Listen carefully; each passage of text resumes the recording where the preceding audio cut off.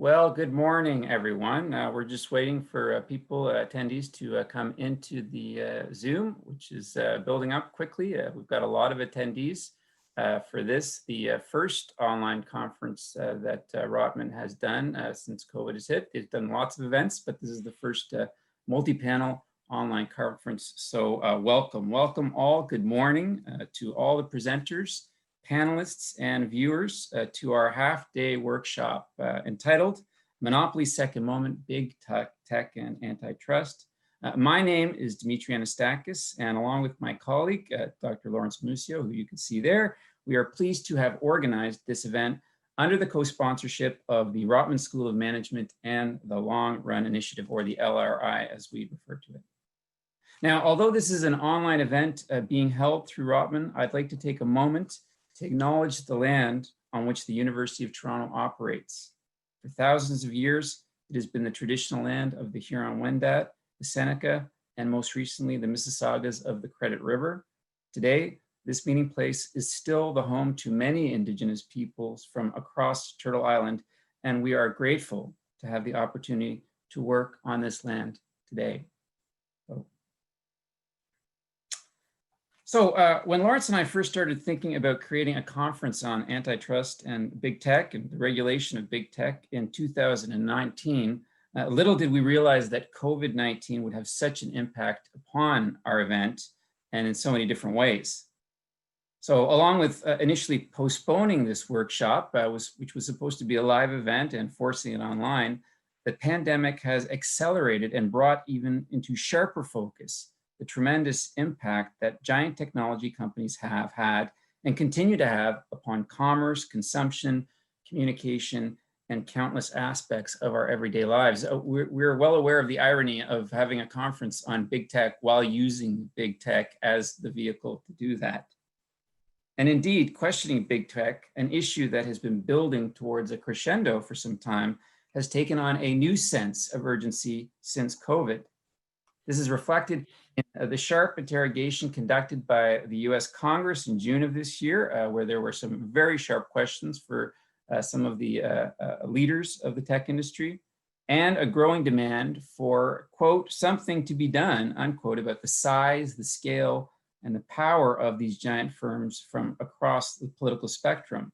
And this is happening both in Canada and in the United States, but obviously sharply in the United States. Indeed, bringing big tech to heel was a major theme of some Democratic presidential campaigns, and even President Trump himself, who we all know has taken ill with COVID, has also attacked companies such as Amazon, though for reasons other than concerns around big tech that many people have expressed about corporate wealth, corporate power. In Canada, there has also been a growing unease about the size and power of these tech companies, and also calls for regulation. And there's an additional angle here because all of these companies are effectively American, and Canadians have had a long history of having to deal with foreign ownership and foreign control in their economy, in this case, in information technology. This obviously taps into long-standing issues around this question. And I'll just turn it over to my colleague, Dr. Musio, now to take over. Thanks, Dimitry. And hello, everybody, and glad you could join us this morning. And a special welcome to those who are joining us from the United States, the United Kingdom, and the European Union. And as Dimitry said, the subject of big tech, antitrust, has been commanding more and more attention since we began organizing the conference. But of course, that was our plan all along. Our objective today is to provide a range of perspectives on this question from senior leaders in the corporate, government, and academic realms. The North Atlantic world has faced these challenges before. We have a track record, we have a tradition, we have an experience over the long run that's relevant to what's happening now. So we can use it as a guide, but it has got to be decoded. A word about the title of the conference as well. Monopolies Moment is an award-winning study by H.V. Nellis and Christopher Armstrong on the organization and regulation of Canadian utilities in the 19th and early 20th centuries. So the evolution of monopolies and the struggle between corporate and public power. So we seem to be perhaps at another such moment, second such moment, and hence the name, also an homage to those two great historians. Now, we've broken the workshop into two themes: international perspectives and Canadian perspectives within international considerations, with a keynote speaker or a fireside chat speaker and panel focusing upon those two elements.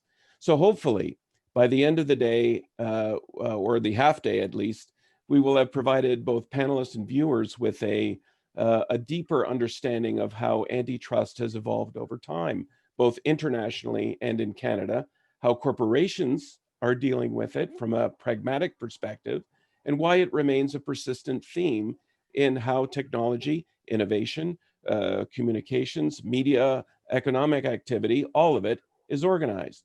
So we have a wide variety of experience and views here today, and I think it should be interesting to you. Now, a few logistical notes. First, everyone has agreed to a fairly tight agenda and timeline, and we will do our very best to keep it moving briskly as you stare at your terminals. Okay, so we'll make it worth your while. Second, a question about questions.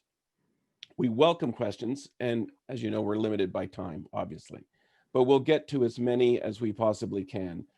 Viewers can send their questions in directly to either Professor Anastakis or me through the Zoom chat function, and we can't guarantee your question will be asked, but we'll do our best to relay as many questions as possible to our panelists.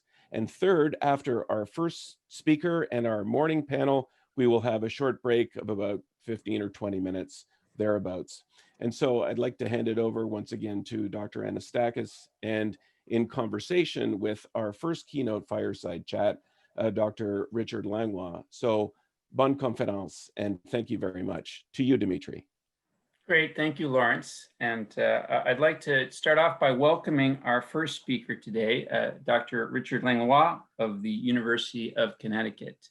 Dr. Langlois is a renowned scholar who is equally comfortable in the field of economic history, and he has been recognized internationally for his decades of study on organizational behavior, the evolution of corporations, and technological change. Some of his most important works include his award-winning 2007 book, The Dynamics of Industrial Capitalism, Schumpeter, Chandler, and the New Economy. And for those who are interested in Professor Langlois' work, please visit his website, which is listed in the conference materials online, as are all the biographies of all of our panelists and additional information that you might want to access. Professor Langlois, thank you so much for being here today. We're very excited to have you, and I think that this is going to be a great opportunity to historicize and contextualize some of the issues that are going on right now and give them a little bit more of a long run kind of view. And let's get right I'm very pleased to be here. Thank you for the invitation. I'm sorry not to be physically in Toronto, which is a wonderful city, but maybe some other time. Hopefully at some point we can get together and all, actually be in the same room. So I'm a historian by trade myself, and I want to start by talking about your important and topical 2019 article, which really gets to the heart of some of the issues that we're looking at. This was an article entitled Hunting the Big Five, a 21st Century Antitrust and Historical Perspective. And we can't have a more appropriate kind of way to think about this issue. And in the piece, you utilize an expansive and penetrated historical approach to tackle the question of how both antitrust law itself and political and philosophical attitudes towards the question of the role of the state in confronting the problem of scale has evolved over time. And I wanted to start by asking you a kind of overview question. Can you provide us with some of the key issues that inform your views after all these years of studying this issue of big tech and antitrust over the long course of history that you examine? Well, I've been looking at the history of the corporation. I'm involved in a large project now that's looks at really American business history from the late 19th into the 21st century. It's an institutional economic and intellectual history, but I'm especially interested in the exogenous events like war and depression, as well as public policies, notably including antitrust, on the structure of organization. And I guess broadly speaking, I'm trying to follow Ronald Coase's famous dictum that we should avoid blackboard economics, but should actually go and look at what actually happens. Now, one often hears a lot nowadays that we need to return to active antitrust enforcement in order to make the economy more productive and vibrant. For example, Timon Philippon at NYU has a book talking about why the economy is not vibrant. And I recently heard him say that 1/3 of that he thinks is lack of antitrust enforcement. The other 2/3 is regulation. The problem is that in what I have been doing, I have actually been unable to detect any earlier period in which antitrust enforcement made the economy more competitive and vibrant, though there have certainly been many instances in which antitrust has had the opposite effect. And I think the negative effects of antitrust have been most pronounced when antitrust policy has attempted, has history and is still doing, to involve itself in contractual arrangements between firms, things like tying, bundling, exclusive dealing, leasing, price discrimination, and so on. Well, your point about getting away from blackboard economics, I think, the COVID situation really illustrates the point that you can't kind of chart out or expect to have an abstract model for how things are going to function in the real world. There's always going to be something that really gets in the way. And this really gets me into my next question. So what do you think are the lessons that we can take from these from the long history of these issues to understand and perhaps guide us in the changing 21st century dynamics that we face when we're dealing with these giant firms and their regulation? Well, I think that in general, certainly in the long run, the competitive process itself, including especially the process of innovation, has actually been the principal source not only of innovation, but of pricing discipline and productivity growth. And so, like many business historians, I tend to agree with Schumpeter that attempts to seek out and eliminate short-term rents of market power kind of misses the point of competition and can even have the unintended effect of undermining competition.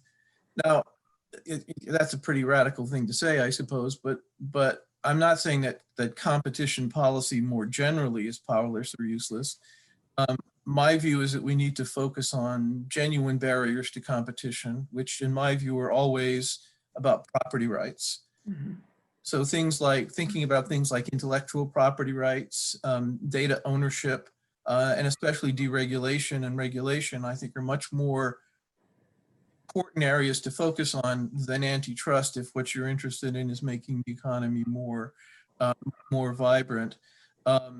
And in fact, much of what antitrust policy has been a reaction to, I think, over the last 150 years. And I should say that my work has been strictly about the United States, has really been about things like patent definition, scope, duration, kind of in disguise, that people have tried to use antitrust policy to get at issues that are really issues of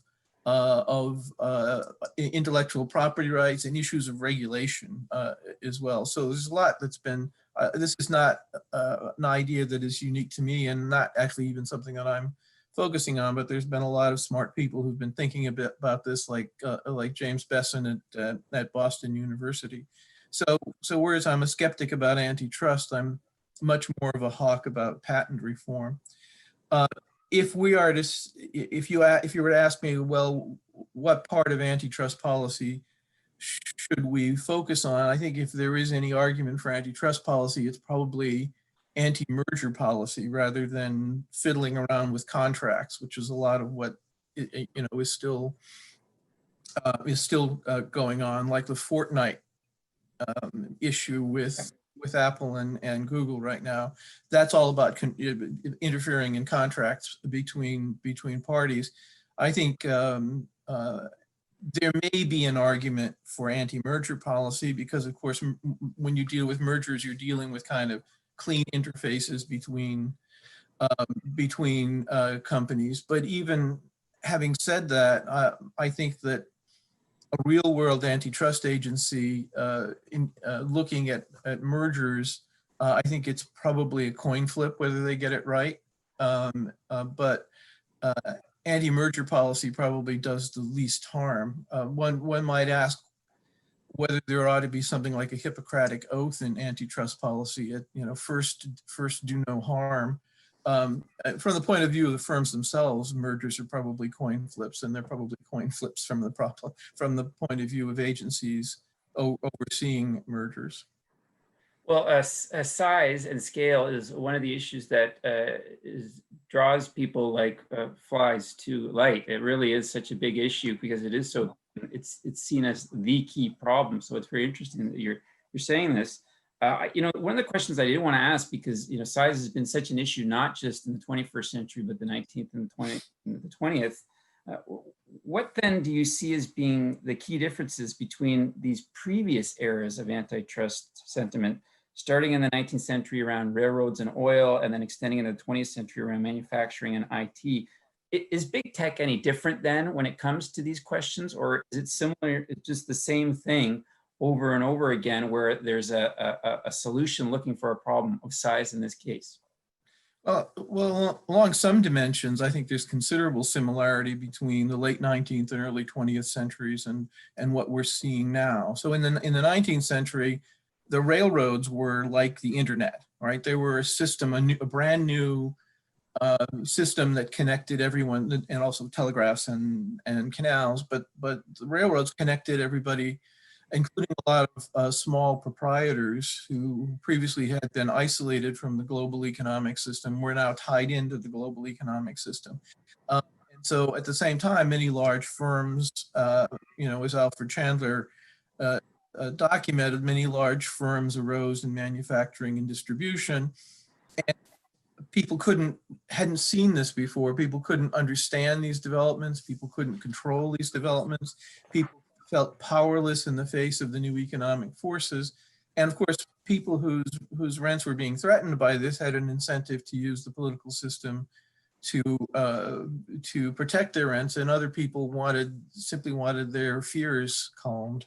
Now, of course, there are technological differences between railroads and the internet, but I think in terms of the political and cultural dynamic, I think there's a lot of similarities. I mean, I think I agree with you. One of the key differences, though, is this issue of how these tech firms are able to really get insights into human behavior and shape choices in a way that previous eras of antitrust concern weren't dealing with. I mean, you've got IT firms that know exactly what we're thinking and what we want to buy before we even do so as well. And I think that's kind of something that really, scares people in a way. It scares people in a way. Yes. There's concern about there. Yeah, absolutely. Yeah. In the article that I mentioned, Hunting 35, which I encourage everyone to get their hands on, which you can do so through Professor Langlois' website, you draw the distinction between the question of prices on the one hand and competition on the other, which you just mentioned.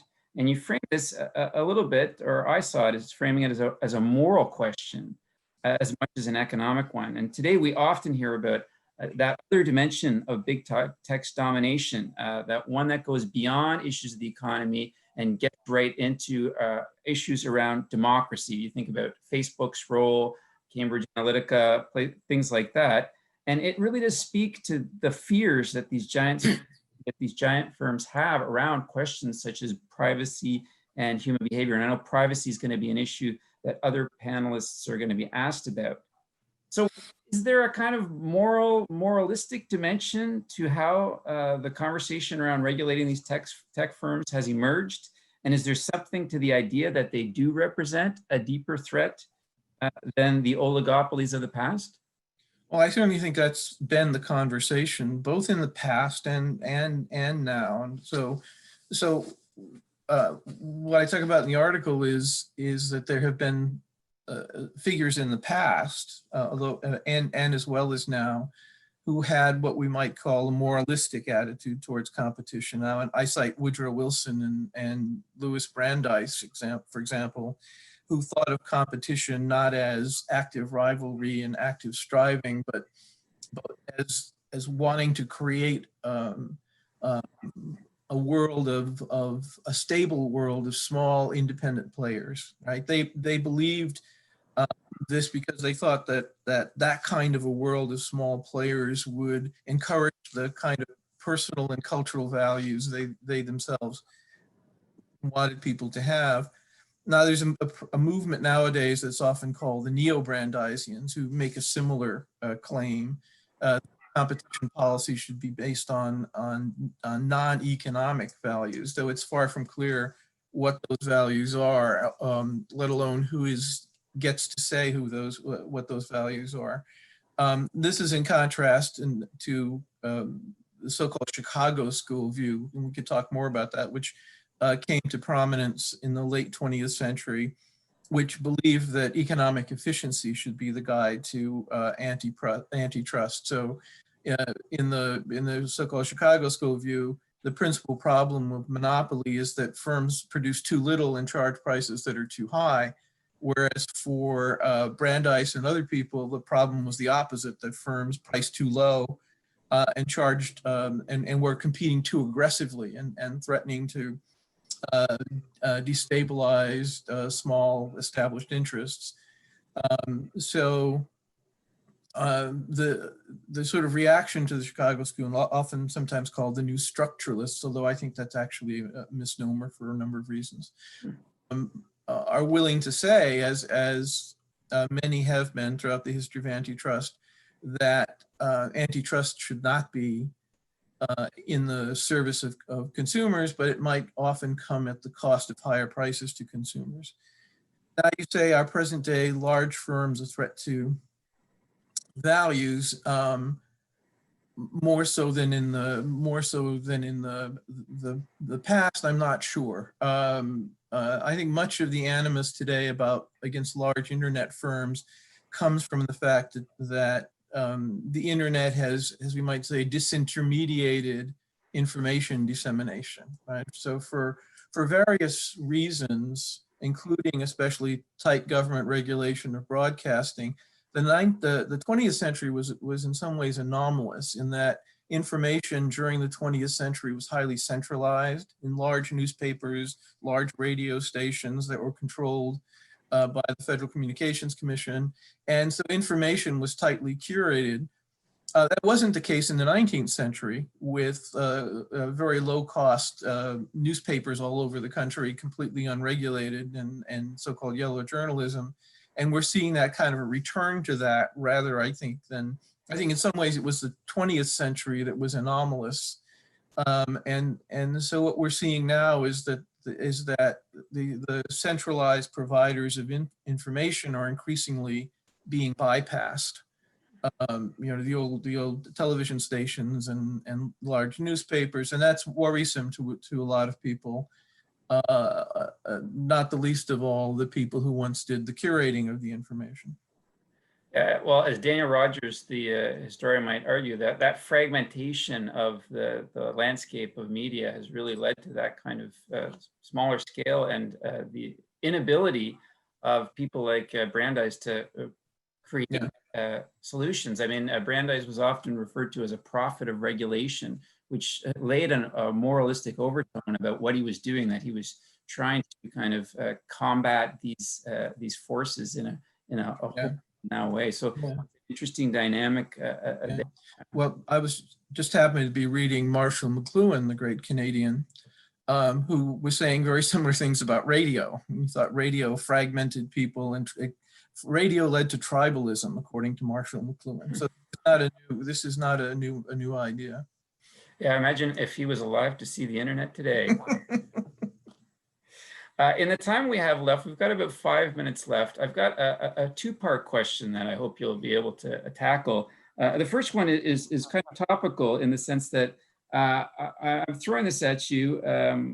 How do you see COVID actually affecting this debate more broadly? And the second part of my question is, We see all these current attitudes towards big tech. Where do you see the landscape looking for this issue in, say, 5 years or 10 years or even 2 decades from now? I know historians are often asked to predict the future, and it's a tough thing to do. It's not easy, but you're pretty well versed in this. Do you have any thoughts on what COVID has done to this debate and what you see the debate looking like in the longer term future?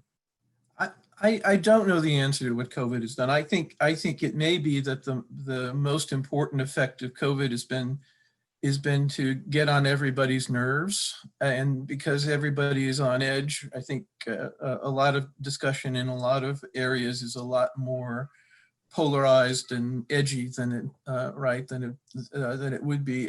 My view about COVID is that if this ends, if there's a vaccine and COVID sort of goes away, I think things will probably go back to normal fairly quickly, because this is not the kind of recession that's caused by monetary policy or something. This is a voluntary recession in many ways. It's not that something happened and people are out of work. It's that we just ordered people to be out of work.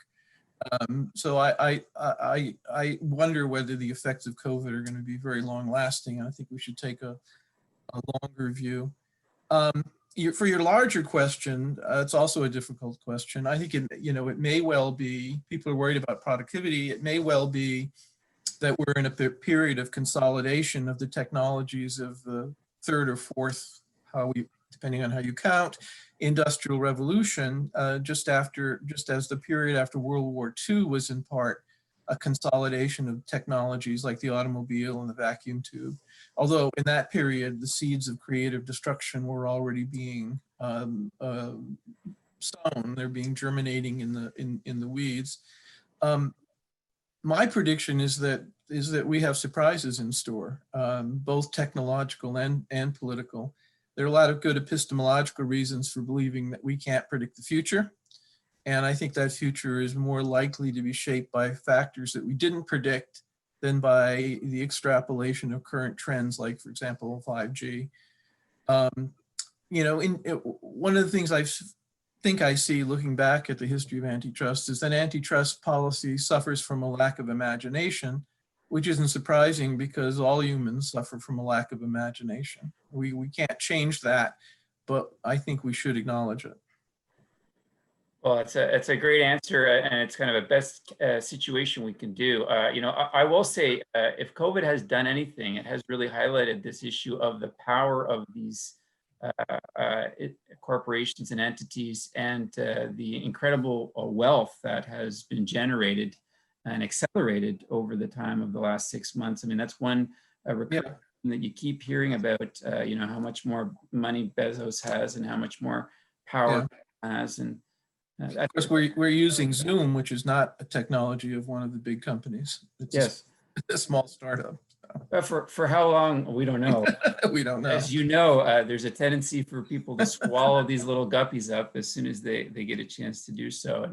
And so we really appreciate your very thoughtful comments, which contextualize and historicize this issue and start this day off on a great footing in providing us a much longer run view of this issue. So thank you very much for your contribution today, Professor Langlois. Great way to kick off the workshop. And Thank you.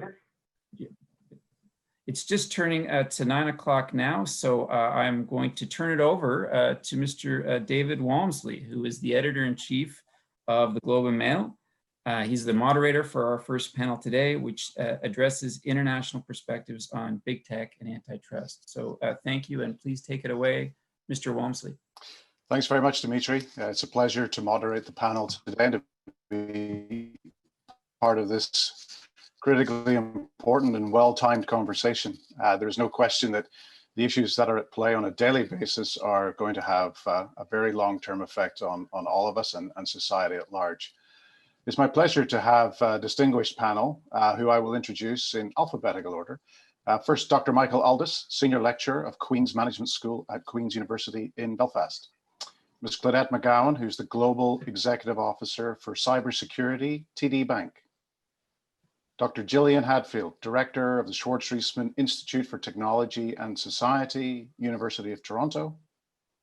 and Mr. Victor Tung, Executive Vice President, U.S. Chief Technology and Operations Officer and Chief Operating Officer, BMO Financial Group. Welcome to you all. For brevity's sake, I'm not going to provide detailed introductions of all the biographies of the distinguished panelists, but they are readily available to viewers on the workshop website if you'd like to go deeper into their backgrounds. To start the session, and we have a good length of time here, we're going to give 5 minutes to each of the panelists to set out their wares, as it were, and then we will come back for discussion, and we'll also leave time for you, the audience, so that you have an opportunity to ask some questions that come up through the conversation. To start the session, each panelist will have 5 minutes to talk about his or her perspective on the following topic: big tech and antitrust in an international context. Following round one, we'll move to those questions. I'd like to ask Dr. Michael Aldis first, who's Senior Lecturer at Queen's Management School at the Queen's University in Belfast, to get the ball rolling. Michael, as a British academic and business historian and living in part of the world where the EU, the UK, and global watchers are trying to understand the international frameworks that are in place at the moment, has a unique opportunity. So Michael, what's on your mind is the most important aspect of this complex topic? Great. So thank you very much, David, and good morning to everybody out there.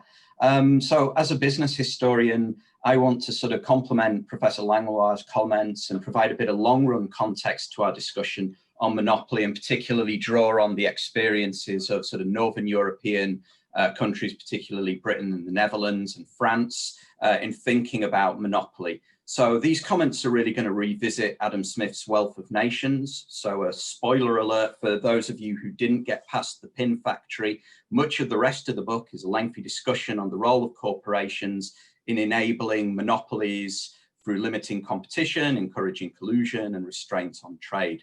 So I want to use these ideas to sketch out a historically symbiotic relationship between corporations and monopoly that has evolved particularly in Northern Europe and through the Anglo-Saxon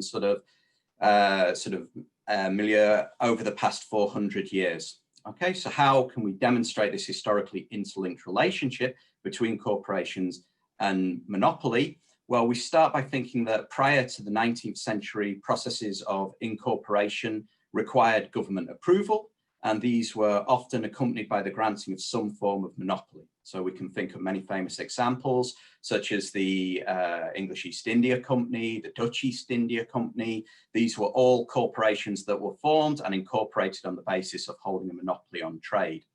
This was also prevalent in many of the domestic economies, with corporations formed in many parts of the economy and many industries, again, providing sort of monopoly control over them to investors.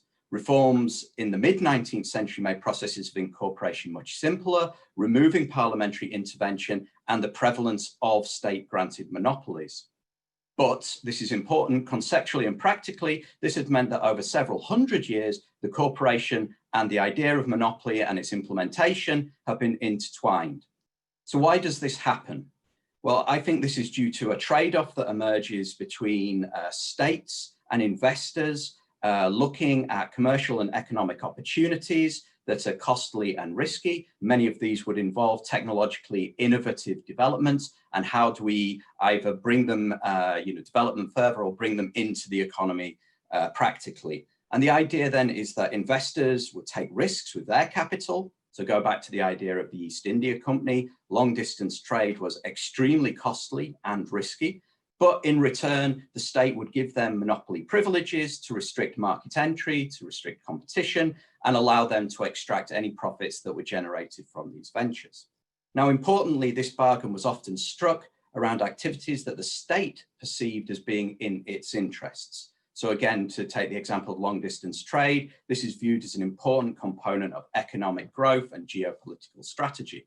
So the corporation, as an economic entity, evolves as a vehicle that enables investors and the state to address this issue of cost and risk. The corporation develops a distinctive set of legal characteristics: limited liability, transferable shares, individual legal personality, that were designed to encourage deep capital formation and to undertake long-term investments in fixed assets and capital-intensive activities. So this allows corporations to achieve scale and scope not achievable by other business forms.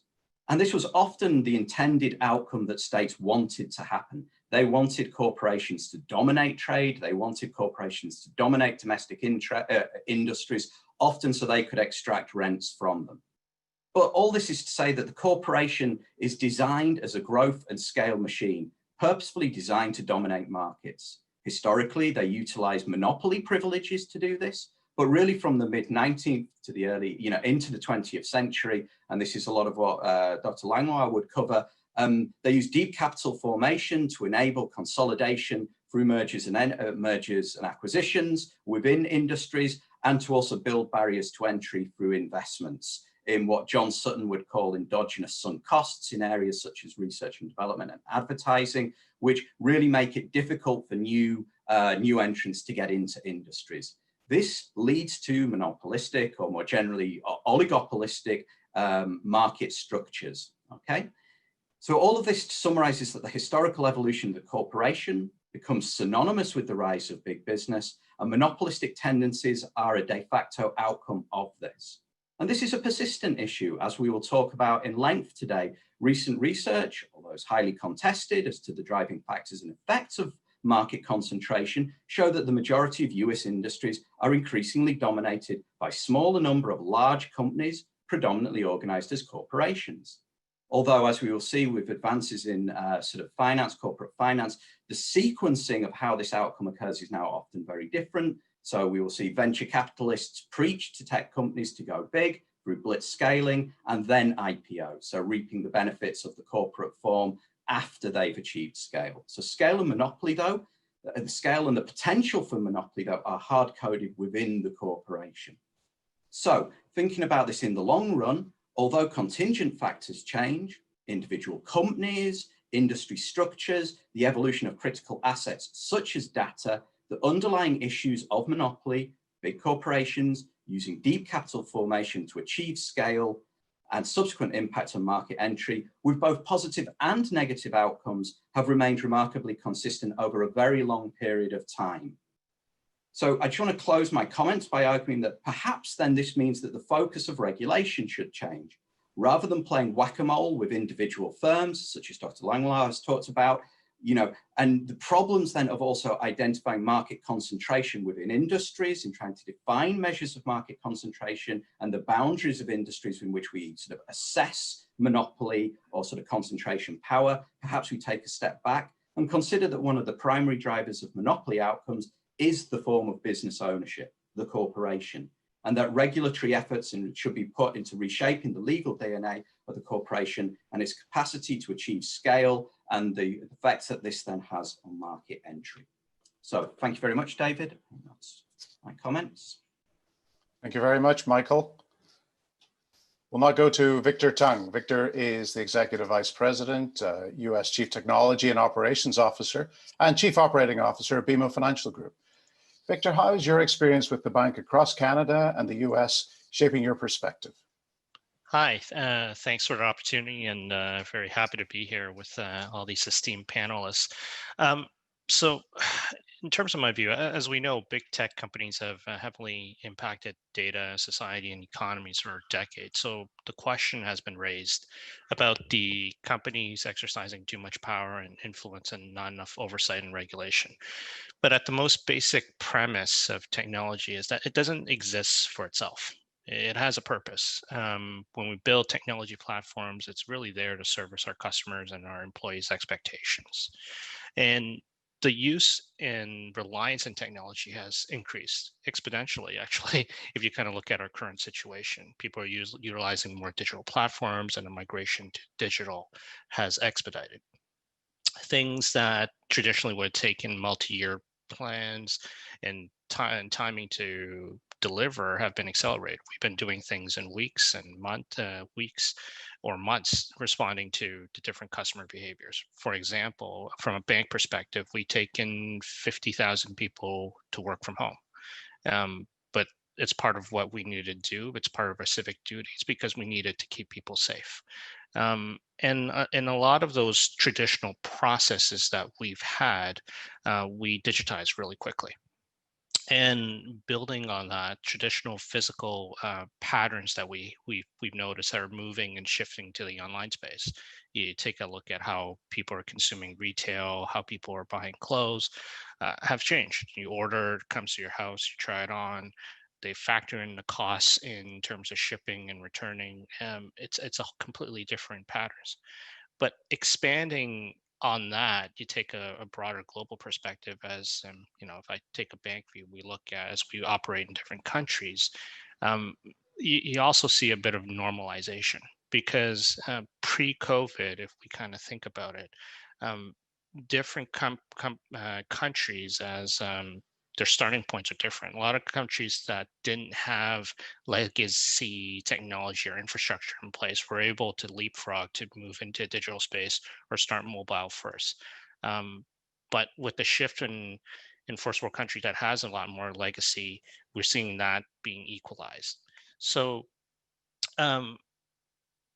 technology really requires a close alignment between government policies and corporate strategies. Because the underlying factor beneath it is really data, from my perspective. Data is somewhat viewed as, in my view, electricity, or in certain contexts, could actually call it a natural resource, because it actually powers a lot of the digital capabilities that we actually have that may actually make our lives easier. You hear the term Internet of Things, you look at smart speakers, you look at all these different platforms. None of it actually works without the data. It's actually powered. The value actually is in the data that actually makes these services actually more valuable, and actually makes our lives actually a lot easier. So the effect of policy and standardization is actually very important.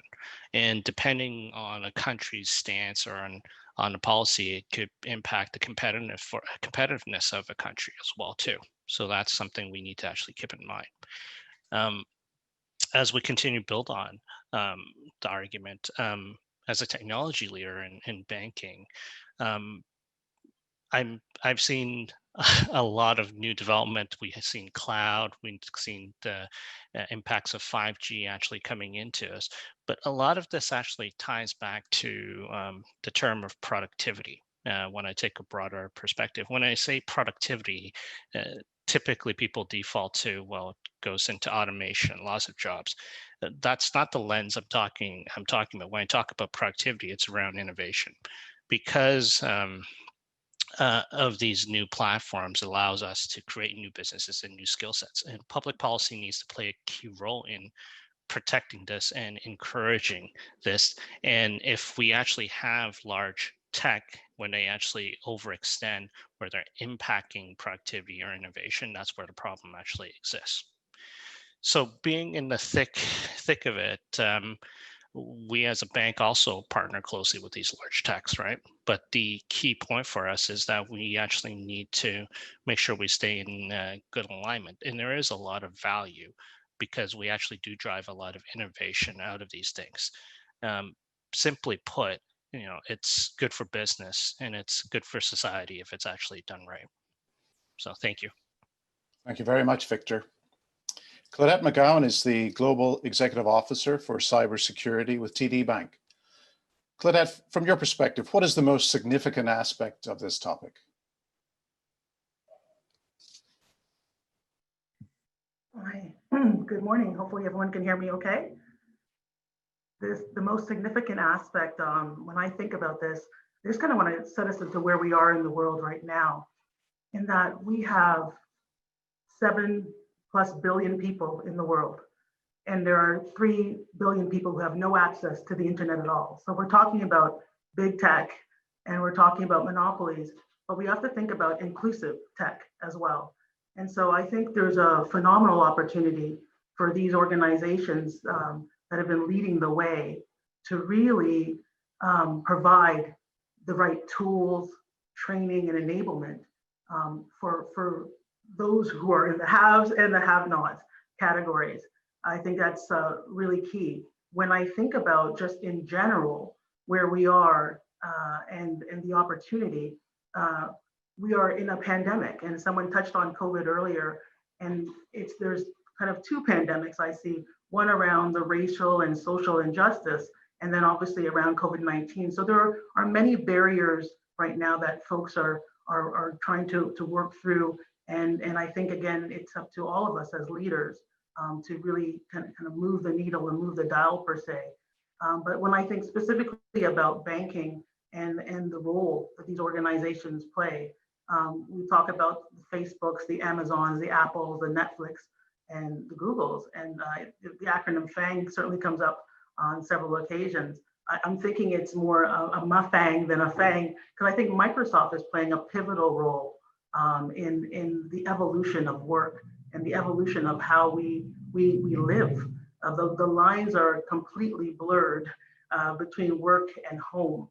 And I think about what we're using, in the boardroom to what we're using in the living room and the bedroom, it's all the same. So really, really critical that we think through how these tools really impact and enable and empower society in general.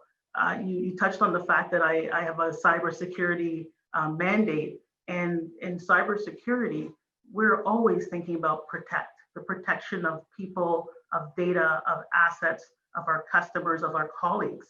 And so traditional protection involved guns and gates and guards. We're looking for new ways of protecting society and protecting our assets. And a lot of that comes through education. A lot of that comes through training and really understanding the starting point of whether it's a company, whether it's a community, whether it's a country, and how do we help those in need really get to where they need to be. A lot on cloud. For us to all be working at home, and there are studies that show that 55% of businesses globally are now offering some capacity of remote work for their employees. It is so critical that we think through, well, what type of tooling do we need to work at home? And Victor touched on this earlier around that race to the cloud, and that in order to enable people to work at home, there was a lot of technology that had to be provisioned. And so quite successfully, our organization, TD Bank, and many others were able to scale and quickly get folks to work from remote locations. But in doing that, we have to think through what are the securities, what are the controls that we had within the office, and then how do we in turn bring those controls to the home. So it's a remarkable time in so many different ways and shapes and form, and things like speed and agility are game changers. The ability to do things quickly and correctly and securely are going to transform the way that we work. But specifically around big tech, there is a need to ensure that there is a regulation around how these technologies evolve, how much control they have. And I believe that the regulation should not just be government mandated or a small crew of folks working in isolation. I do believe a co-creation with all the right stakeholders and constituents needs to be a very important element in order to deliver the outcomes we're looking for. So I'd say in closing, for us to really move this needle, there's this finding the weakness and being the strength, really just taking a look at where there are pain points, what is working well, who is doing it well, and what we can learn from others in society. And with that, I thank you for the time and looking forward to a great panel discussion. Thank you, Claudette. Our final speaker is Dr. Gillian Hadfield, the director of the Schwartz-Reisman Institute for Technology and Society at the University of Toronto. Gillian, you're also the author of Rules for a Flat World, and it does look like the rules in our current world are up for grabs. But the book engages directly with questions around law and globalization. What would you add to the conversation at this point, having heard from the other panelists? Thanks, David, and I'm really delighted to be here. I think the challenge, which is one I address in the book, is we spent the last 100 years building up a regulatory state and a way of regulating the state. And I really appreciate Richard's placing this in historical context. I think it's very important to think about this in sort of where we are in that historical process, because I think we are at a really transitional moment. So we built up through the 18th, 19th, previous centuries, the components that created the corporation, which Michael also emphasized to us, the legal creation of the corporation. I'm sure the historians are going to call me out on my dates, but give me some flex here on this. But anyway, and then through the 20th century, we built the regulatory state as the control, right? And we got that thing that looks like what we see in all our introductory economics textbooks, right? We can do things like define what a market is and define who the consumers are and who the producers are. We can say who's in that market. If we're going to do antitrust law, which is actually the first pieces of the regulatory state that emerge at the end of the 19th century, we can do that. We can count market definition, who's in that market, who's competing. We can do all that analysis. But where we are today, as a result of digitization, a result of globalization, and the emergence of really the platform economy, which is what the big tech companies that we're talking about are critically introducing major new platforms into the economy. We're kind of dissolving all of the handles that our existing models, are the diagrams in our textbooks, our regulatory approaches. We sort of dissolved all of that. The reason I write about the flat world is partly a reference to Thomas Friedman's notion of the world is flat, but it's also the idea that we've taken the entire world and flattened it into arrays of zeros and ones. We can digitize even physical products, and that's a very different domain in which to be regulating. So what I'm really focused on is we need to be rethinking how we regulate in this new environment. And I don't think that what we can do is sort of just follow our conventional approaches of markets are out there. Economists often tend to think about markets as kind of pre-existing regulation, like regulation is something that's laid on top. Again, Michael's really emphasizing, no, legal rules constitute that the power of our large corporations is a function of the fact of a whole bunch of rules, like the corporation, the fact that we will draw this artificial boundary. We've created this fictional thing. We've created intellectual property laws, and I actually think the most important intellectual property laws we have now are our trade secret laws, which are not as deliberately designed actually as our patent and copyright, but that's the idea that, hey, if we built that model using all that data that Victor talks about, we built that model inside the boundaries of this artificial thing, it now is the property of that artificial thing. And what does the property mean? Well, it means the state will help enforce that if an employee leaves from that company and goes to another, that employee is prohibited from using that model or using that expertise in another place. That's what's constituting the shift in the power of our large platforms. And I think that what we need to be thinking about, how do we basically rein back in this powerful engine, right? The corporation, Richard's emphasizing this, Michael's emphasizing that the corporation has been an incredibly powerful engine for growth, innovation, and technology. And Claudette is reminding us that there's lots of parts of the world that still don't have all the benefits of that. But in the advanced market economies, that engine has become so powerful. I like to say it's really slipped loose the reins of the regulatory state. And that's the major challenge. We need to figure out how to do that. And I think that requires thinking in very new ways about how we regulate, what it means to regulate. I do not think it's going to be adequate. This is mostly what my book is about. I don't think it's going to be adequate to simply say, well, let's just write a new law, or let's get the courts to adopt a new economic theory in their decision making. We're going to have to be thinking about new methods of regulation, and that's something I also talk about with my own thinking about how are we going to build something like called regulatory markets, where we can say, look, if we're going to track the power, if we're going to do anything to rein in the power of our largest tech companies, and I wouldn't be thinking about Zoom getting eaten up. I think I just would think about Zoom becoming one of them. If we're gonna do that, we're going to need to probably, number one, a lot of these companies are very much driven by AI. Yes, Victor's emphasizing they have lots and lots of data, but that data is not valuable to them unless they can do large scale analysis of it. That's what our AI and machine learning is bringing to the table. But unless we are able to figure out how we use some of those smart tools, get access to the data, get access to the knowledge that is accumulating in a very disproportionate way inside those private corporations, we need some of that knowledge in the public sector and the regulatory sector if we're going to respond. So I think we're going to need to harness markets to develop that. But of course, we have to do it in ways that are politically legitimate. And I really do want to echo Claudette's point to say that she notes that 3 billion people around the world don't have access to the internet.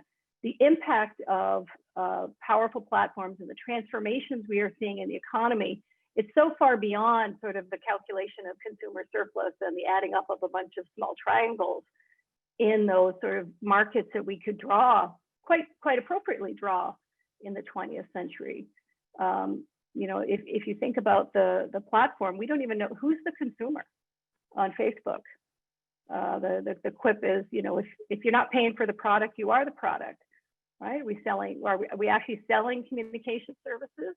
Are we selling information, or are we selling eyeballs? Are we selling the capacity to, as Shoshana Zuboff would say, I'm not sure if it's true, but to manipulate behavior? We're really rewriting all of that. I think that requires a fundamental rethink of how we approach regulation. I think the need for regulation is pretty clear. I don't think we can have a lot of debate about that. Thank you, Claudette. Sorry, Gillian, and I'm going to stay with you, because something that you raised that Claudette had also raised around the ability to ensure there's a broadband service for a greater number of people. Folding in the notion that regulation is something, and your last point is something that you feel is inevitable. What is the best incentive for doing that for the big tech companies if they don't see a business model? Or is it simply the case that mass scale is the business model and therefore they have an incentive already to do that? And after you've spoken, I'll maybe pass it on to Claudette, Gillian. So I just want to make clear that, again, to say, that big tech might not want to build or be regulated. Big tech is constituted by the rules of the state. Big tech is constituted in that way. And so, we've heard the history of the railroads and communication systems. We actually have a long history of the obligation on the entities that built those services, making those services available quite broadly. You can't turn people away from the railroads. You can't, we've got a lot of regulation around our communication systems that basically say, well, this is the kind of entity that has an obligation to serve the population. You can think about it in a democratic way. You can say you can't build political institutions and then say, well, it's not really in our interest to try to reach people in those countries or those populations or those communities. I think the state does have the capacity to say that, because the state has the capacity, as I say, is protecting the privacy, the private definition of those organizations. So we can start to, we should be playing with the boundaries of that. Now, like I say, I'm a big fan of markets. I think that they are a really important engine, and I'm a big fan of corporations. Again, a big important engine for driving innovation and the production of surplus and well-being. But we need to be rethinking the relationship between the corporation. I think we've kind of fallen off the cliff of taking for granted, well, they're a private entity. It's like, you produced your own stuff, you own it. It's like, well, no, it's a construct. It's a political legal construct. We can redefine those boundaries. And Claudette, there has been some initiatives in the last couple of years with the band of satellites that now fly across the lower space sky to try and connect broadband in, for example, to the northern communities of Canada. What do you think is the reason that there has been such little uptake from the big tech companies to ensure that the entire world is served? I think it all goes back to an algorithm. Like, what's the calculation to say there's a win in it for the big tech companies? And I think that's the challenge in solving. Because when you think about why people don't have access to the internet, absolutely financial plays a role, societal plays a role. There's personal preference and geography that also play a role. There's a contingent of people that, surprise, surprise, don't want to be online. And so I think we have to get underneath all the reasons as to why this is a problem or why it's a challenge. And then what's the opportunity? I think about inclusive innovation, and I think about all the people who aren't at the table solving the world's problems because they don't have some of the basic fundamentals. So I think if we could almost deal with it almost like a hackathon, what's a problem we want to solve? How do we get people in that domain and who understand their problems in their region to solve that, to put their minds together? And then there's a win in there for big tech. I don't think any big company is going to make those pivotal investments without thinking there has to be some form of an ROI. Thanks. Michael, one of the very interesting comments that Gillian had was that the handles are being dissolved with respect to traditional ways of organizing technology, regulation, and legislation. The issue of antitrust is being viewed within national frameworks. National legislation is used to curtail companies that became dominant in national markets. But if we look at big tech, of course, they're global in footprint, and globalization has created firms the likes of which the world has never seen before. So these multinationals can't easily be restricted by domestic policy, although of course the US Congress from time to time attempts that. So what kind of ability do you think, Michael, the international community has, or what institutions will be required to engage with regulating these firms in the future, especially as we see an increasing parochialism and return to national borders over international cooperation? Yeah, so there's a really tricky balance here between what I think is happening right at this very moment with these sort of deglobalizing pressures in the environment and the sort of international institutional sort of frameworks that are available right now. Are we in a position where we can really immediately start to address these concerns? I think there's huge problems. If you look at the atrophication of the WTO, and think of these global entities that are there to sort of provide governance around sort of major sort of important global activities like trade, it's hugely problematic. But actually, and this goes back to Claudette and Gillian's points, to look backwards into history and to think about how these problems have been solved before. Because, one of the key problems we've seen, sort of particularly at the end of the 19th century and the beginnings of the 20th century, was the idea of setting global standards. Okay, so we can think back to sort of quite simple ideas around railway gauges, but then you can think about electricity, you can think about huge numbers of engineering standards. All of these elements have required global interaction, global integration to define standards, to release the benefits, the real benefits of them to sort of the population at large. Okay, so this has been achieved, and actually it's predominantly been achieved without states, without government.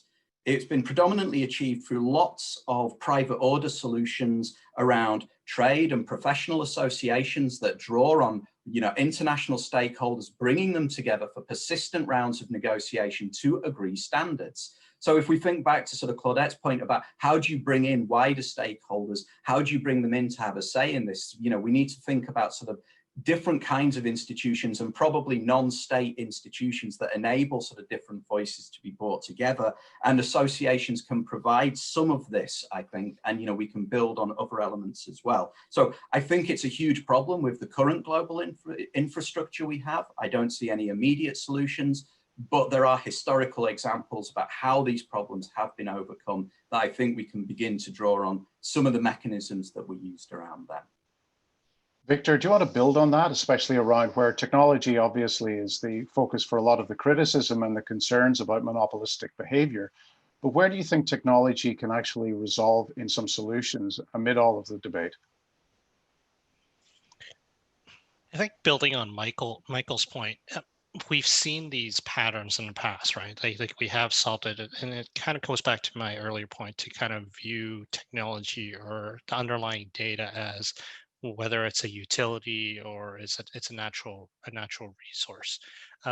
The standards will naturally come together because of, I would say, from an efficiency perspective, right? If everybody's building it towards different types of standards, innovation just will get stifled. So that will naturally come to it. But how do we regulate and the interpretations of these standards of how a country actually undertakes them is actually the real question. One of the biggest I guess debates or things that are booming right now is, as I talked about, is Internet of Things. It's huge, and it's going to come because of Moore's law. The computational power has become cheaper. We have 5G coming along, where connectivity and the power of of data transfer is going to be even faster. These things are becoming more being realized more, and it's going to be more ingrained into things in day-to-day society. You're talking about not around your smart speaker at home, but you're talking around what's its role going to be in cars and transportation. Like a lot of the core infrastructure that we actually have are going to be connected in. So there there's no, I don't think I have a clear answer, but I would say there needs to be a dedicated focus and an ongoing discussion for us to actually flush this out. Because I actually think that the storm's coming, right? With all the different components coming together, and it's something we need to address. And just staying with you, Victor, I'm wondering about Canadian firms in particular. You know, it's not just tech firms, but some of the big entities such as banks are very dependent on tech. You're at the leading edge of that. How do you see yourselves in the banking industry within the international landscape of big tech going forward? At which point there's an interdependency with the big tech companies. You're using them for data moves. But what are the key concerns that you're discussing within that environment? Because the market is dominated by mostly giant American companies. Well, that's an interesting one, because that's an ongoing discussion, and there's a different stakeholders actually in as part of this, right? One, the question you pose is probably the same type of question we have both from regulators as well too, and we're a regulated entity and dependent in different countries. My view is it depends on our actually approach to it. You can't single source. So the ongoing discussion is, what is your actual hybrid model, right? And the term of resiliency is really probably the most important thing. You never want to be caught in a situation where you're highly resilient on one vendor versus another. Let's say if we're talking about cloud, is it a push to use Amazon, or there's Microsoft or IBM, Oracle, or Google, various different players in the space. But you have to curate an internal model from a banking perspective where you can actually pivot between these cloud vendors. If I could just take 20 seconds to talk about it, why this is actually important, how we actually approach these things, is that what are the patterns we actually do in putting in cloud is very important. If you leverage the native and proprietary capabilities that sit within a cloud vendor, and you actually become stuck, and it actually becomes a resiliency problem, because you never know if something's going to happen. If that cloud vendor actually has an issue or a cyber issue, I've seen Claudette here, how can you actually pivot and pull your workload away from one cloud vendor to another? So all those decisions and how we actually think about it is extremely important, how we actually design and engineer actually solutions. So there is a role, and I'm not sure in terms of government policies would get into it, but it's definitely a lens that from a regulatory perspective is actually becoming more and more important. And Claudette, obviously, you have a similar role in terms of cybersecurity. We've seen a lot of issues with some of the big firms that are international, WeChat, WhatsApp, and other encrypted platforms that have illustrated how privacy concerns and cybersecurity concerns have become key issues in the debate around big tech and their place in society. What do you think is the role of international borders, international standards around that privacy and security question in the role of big tech, if indeed there should be any at all? Yeah, I think again, the importance of having some sort of framework that we're all following, I think it's very critical. There has been, I'll say an exponential rise in ransomware attacks, for instance, and you'll hear of companies being completely locked out of their systems and having to pay millions and millions of dollars to gain access. This is very real. And it's not just a matter of, well, what happened to this company? It's what is interconnected to that company. And we can throw out names. Just last week, we saw a cloud partner have a significant outage that impacted, companies globally, individuals globally. I myself couldn't get into my system from a personal perspective because I was a personal user of that technology, and that's very powerful because again, where Victor was going is if you are sole sourced or you're only reliant on one organization or one technology, you need to have that resiliency in your plan. You need to have a hybrid approach. But from a regulatory perspective, things like playbooks are very powerful. Making sure that there are some things that you can kind of grab onto to say, do you have these controls in place? And if you're partnering with third parties, absolutely making sure that anyone that you're partnering with is following by the same rules too.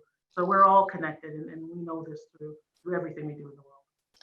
Thank you. There are a lot of good questions coming in from you, the audience, which I'm delighted to see. And I'm going to get to as many of those as I can a little bit earlier than I'd planned because we've got so many. One question I wanted to ask Gillian specifically, one of the most exciting parts of this whole environment is those entrepreneurs, those perhaps small companies, those companies that don't yet exist, that are looking to get into the game. And in one way, it's tremendously exciting. In another way, it's absolutely terrifying. How do you take on some of these big beasts?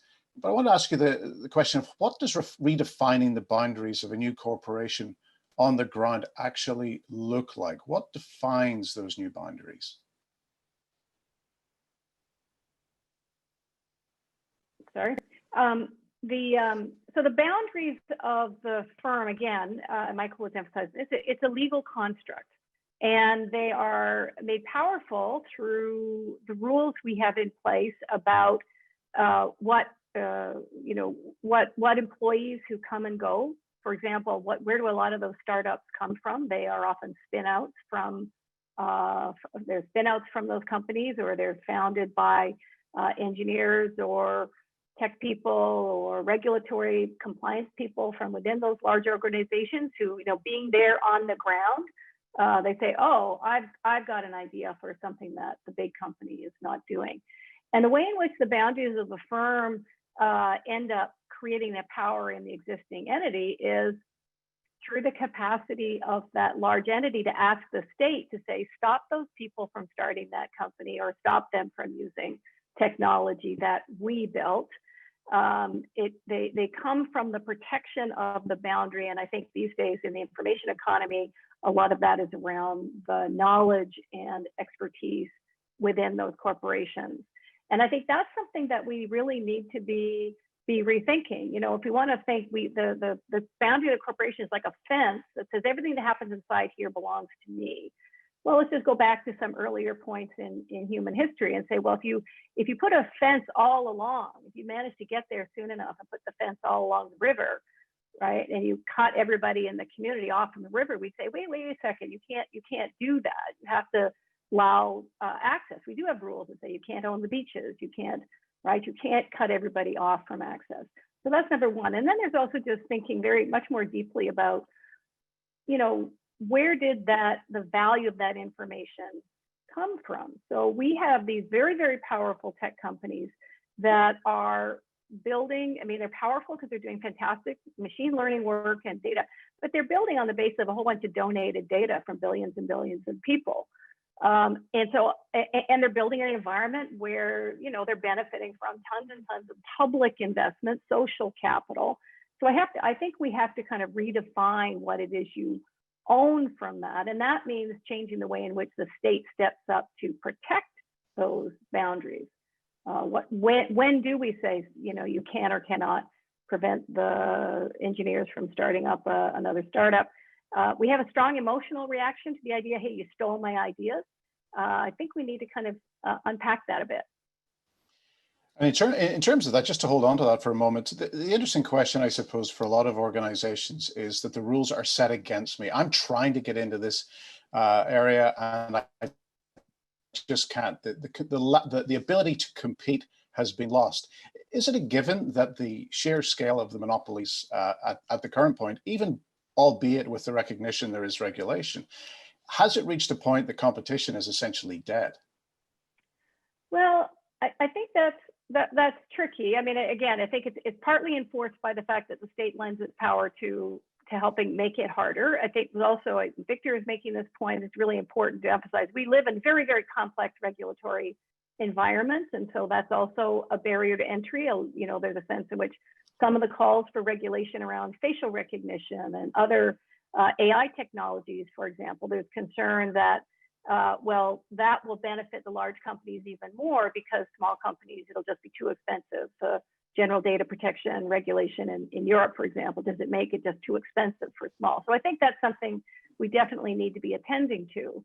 But I think the other thing that we know, and we know about this from decades ago, and the attacks on browsers and Microsoft and so on, and said, it's a very dynamic environment. I think we need to be figuring out ways to make the regulatory environment simultaneously more effective, but lighter, more standardized, more predictable, more uniform. And I think there are ways to do that. I think we need to make that easier for that level playing field. I think Claudette is appealing to this as well. And we need to nurture those small organizations. But the one thing we know about, I mean, I do not want to predict whether even a Google or a Facebook or a Netflix is as big as they are a few years from now. I don't think it's a one-way street, particularly if we take away some of those legal barriers. Thanks very much. Michael, the debate often becomes a very North American debate because of the giants in the Silicon Valley area who are exporting their data control around the world. But the European Union has taken a much firmer line on regulating big tech, particularly Google, Apple, and Facebook. And those big companies are often losing when it gets to the court decisions. There don't seem to be that many European global tech players, however. You do have the exception, Germany's SAP, for example, and there are a few others. But is the EU's response to big tech based on genuine concerns around anti-competitiveness, or is it, do you think, an expression of anti-Americanism and it's not working because Europe's not producing the big firms that the United States is? Oh. Okay, so going on record in Belfast right now about the EU and its effectiveness. So I'm going to really caveat this that there's positives and negatives, okay? Probably some of the failures of the EU project is encapsulated in the fact that it's not been able to generate tech players at the scale that are being generated in North America. Much of the common market was designed to create sort of a playing field that should have enabled scale to be achieved in these areas, and it hasn't, for lots of reasons, for lots of regulatory reasons around why this hasn't sort of driven. You look at the takeover of this last couple of weeks, and again, sort of Britain selling off or not being able to keep hold of significant technology companies. What are the reasons for that? Well, there are many and varied. Some is competitive and some is regulatory.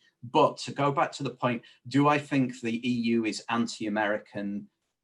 No, I think I would, Thomas Philippon's analysis of this is, I would subscribe to that. I think that the EU has, because of its structure, because of its nature, has been able to move away from having a collection of regulatory bodies that are primarily defined by national interests, leading them exposed to all sorts of lobbying and pork barrel politics.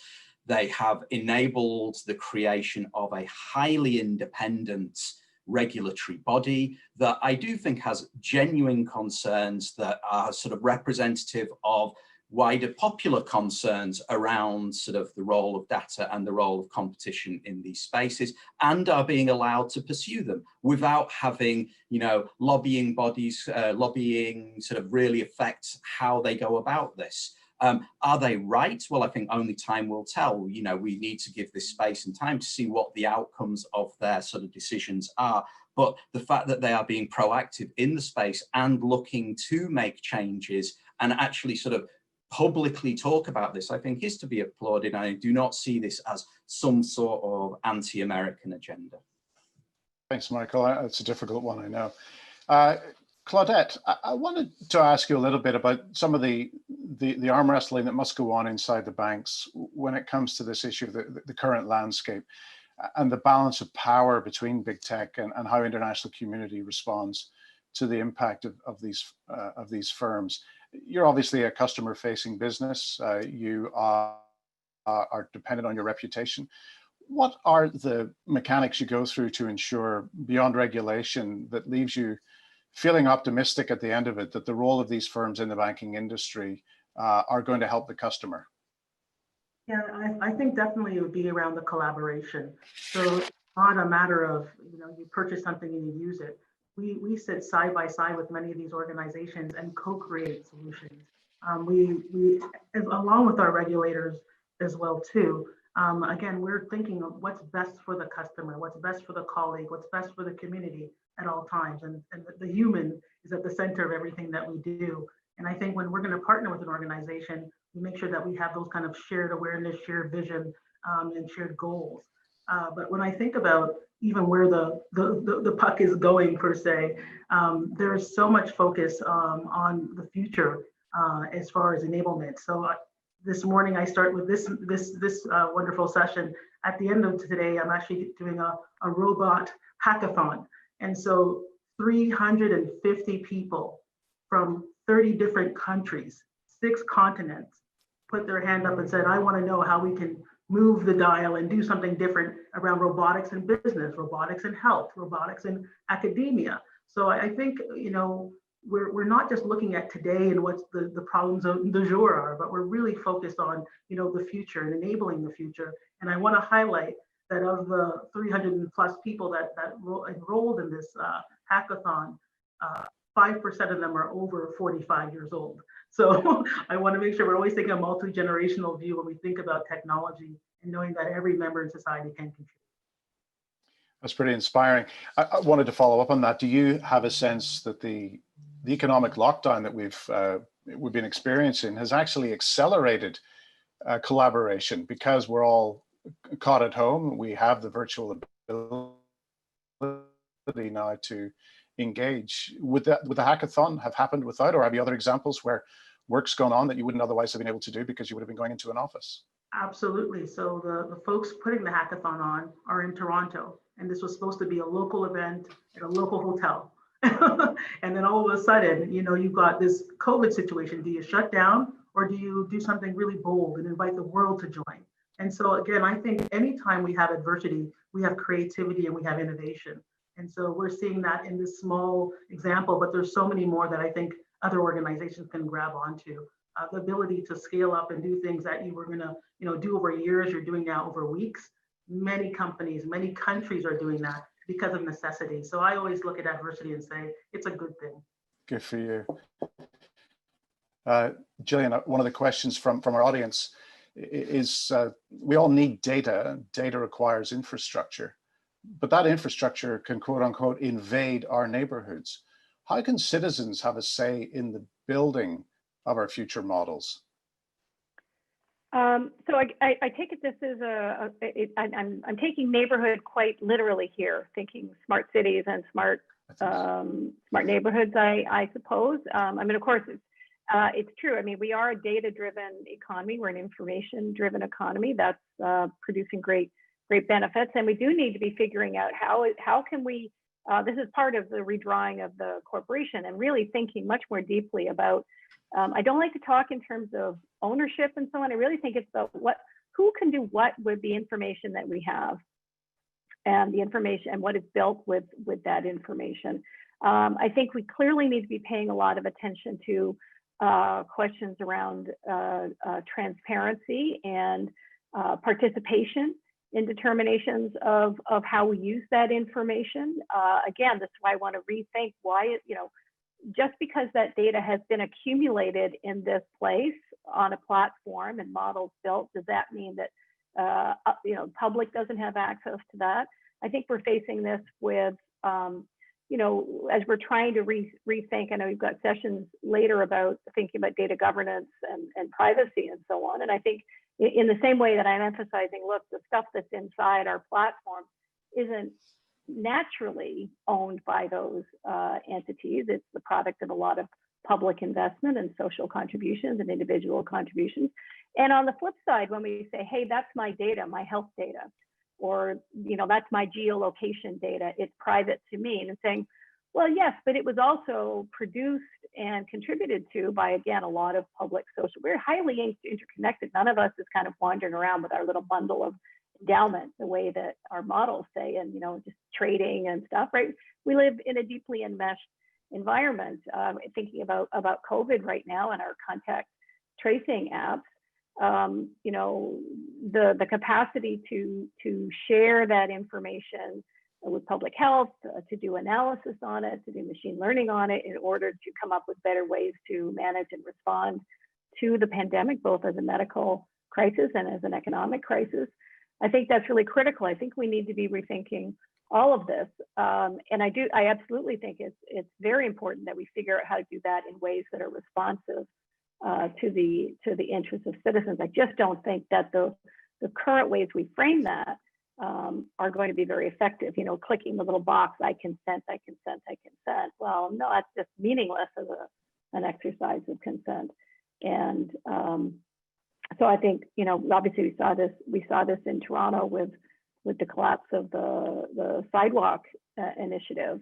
In many ways, we lost a lot of potential benefits there. And I think this is a real challenge that we face. Go back again to Richard Langlois' opening for us, right? You have to think about this in historical context. We are at a true inflection point in the way the economy, the globe, relationships between individuals, relationships and information are being redefined. And I think it's a real shame if we don't get very creative and willing to look at things sort of from the ground up to say, okay, how are we going to take advantage of what we can do with that data without destroying the sense of autonomy that people have, without destroying their sense of safety, their sense of dignity and inclusiveness. Again, back to Claudette's opening point. I think there are tremendous challenges. I'm pretty optimistic that we have ways to address them, but being responsive to the population and the individual, that's all we are at the end of the day. There's a bunch of people who decide to hang together and do stuff together. And we really have to think about that's everybody. That's everybody. Yeah, I think that's the heart of the issue. And I'd like to push that to the other panelists as well. Maybe if I frame it in this way, the idea of COVID obviously changing things. If we look at international relations, and we're at a hinge point in history, privacy means different things to different people. IP addresses are protected constitutionally in the United States, and there are big debates as to whether or not there should be that knowledge allowed to be protected by an individual company that becomes monopolistic, or whether it should be something that is shared. Bearing in mind the younger people who are taking part today with Claudette and her initiative on the hackathon, and their expectation for privacy, I think studies would say, are less concerning than for older people. How do companies in the future ensure trust while recognizing that the test of trust today may not be the trust of tomorrow? In other words, privacy that has mattered up to this point may actually become less important in the years to come, as the young people who were brought up with the internet simply accept it as table stakes, that they lose more of their privacy than their parents lost. Victor, do you want to start with that? Well, that's an interesting question. It comes back to the definition of privacy and the role the state actually helps in defining that, and even as an individual, and what is it associated with the greater good. I curate data all the time. I am creating data. I could take a lens that I actually I own that data. That is my asset, and that's the paradigm. And this should be mine. But what if the data that I have curated myself actually helps create new solutions for preventing the next wave of COVID? what if the data that I curated actually helps us to better simplify and align and influence infrastructure bills within the country?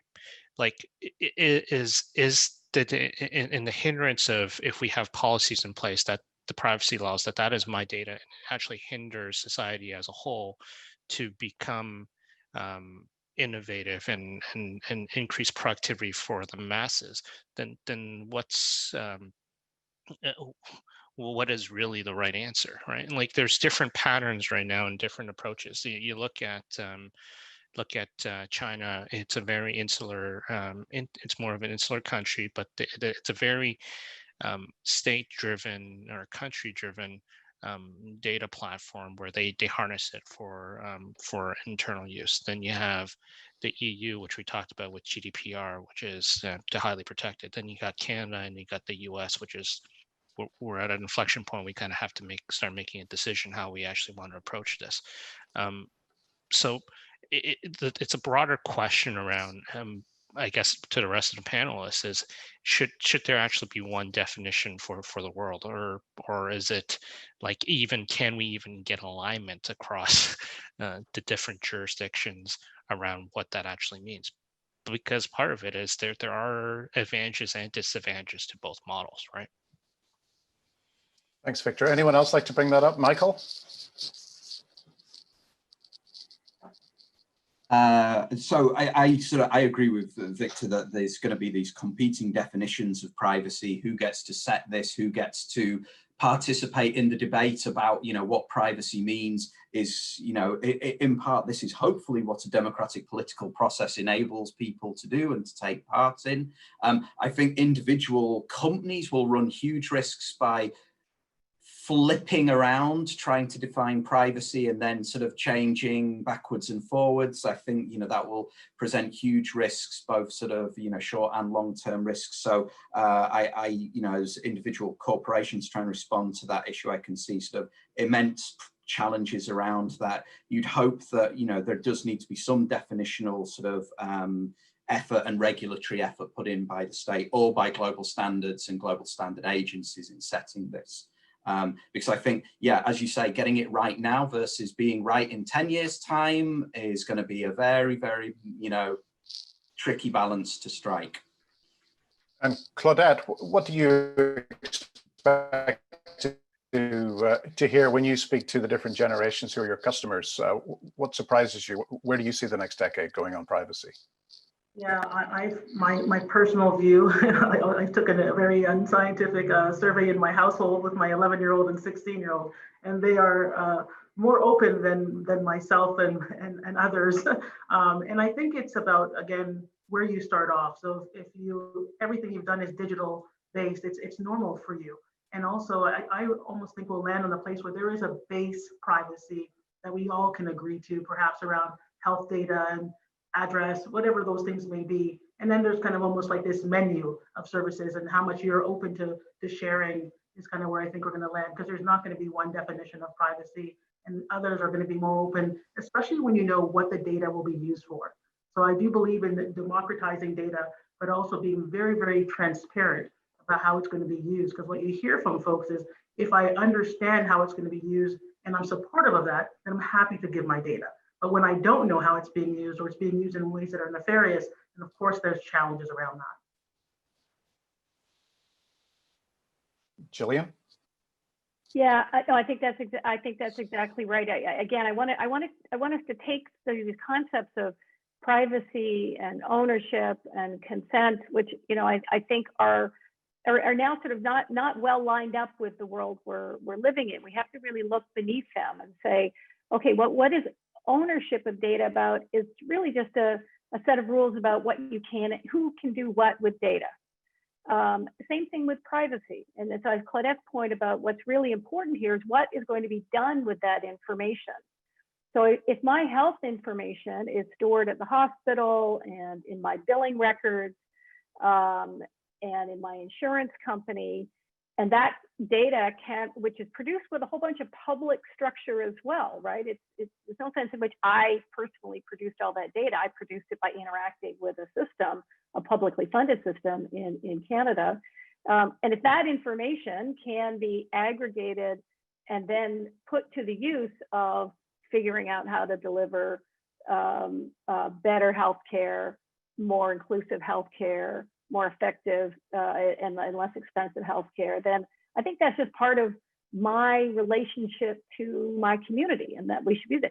But I do want to know that I'm not going to be exploited on the basis of my data, that I'm not going to have my dignity destroyed, I'm not going to be humiliated on the basis. I want to know that I live in a community that says, we respect you as a person with dignity, and we will treat you carefully in those ways. And I think it's really sort of digging below this concept of privacy to what is it we really care about, and how can we give people the comfort that they will not be exploited, that they will not be abused, that they will not be humiliated by the use of their data.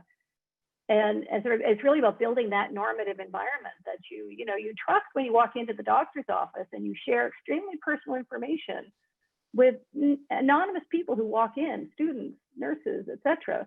But you trust that environment, that the information is being treated in the right ways, and that you will be treated with dignity. And there are people in our communities who don't feel that way and are less likely to be going to those doctors, by the way. So I think it's about, we have to kind of dig beneath our concepts. I think it's too easy to talk in terms of, I think young people probably do care about their privacy in that sense, in the same way. They feel less worried that if they put a sexy photo of themselves into a text, that's going to be abused. They feel less worried about that. But some of them do feel pretty worried, by the way, because there's also some pretty unhappy people in those age groups, lots of anxiety. But I would dig below those concepts. Same thing with ownership of data, the boundaries of the corporation. Dig below these concepts to the fundamentals. What are our relationships? What's allowed, what's not allowed, and how do we keep moving forward together? Yeah, it's been an amazing period when we look at the education environment, where online learning is now something that is increasingly routine, or at least attempts to get it to routine, where previously there was a feeling that there would be so much lost or even nervousness around sharing of information and marks and the like. So it may be that this whole period is a catalytic converter to new expectations, and it could be a step march towards a shift in understanding where privacy safeguards can exist in a modern environment. But I think the debate is still very much in its infancy, and it's wrapping our arms around all the generations and all of those who either have access or don't have access to the technology. And that is something that it's very interesting from Claudette's original opening line about the lack of access to broadband, and a number of questions have come in on that issue, is that there's not much of a monopoly if you've got half the world still not being served in one sense.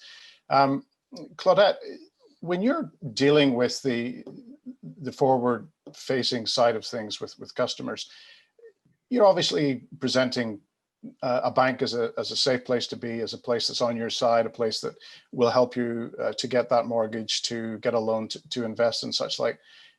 Do customers ever ask you whether or not their data and their information, be it a salary, be it a credit score rating, is protected, or is it not top of mind? So absolutely every customer, I think every citizen wants their data to be as protected as possible from their financial institution.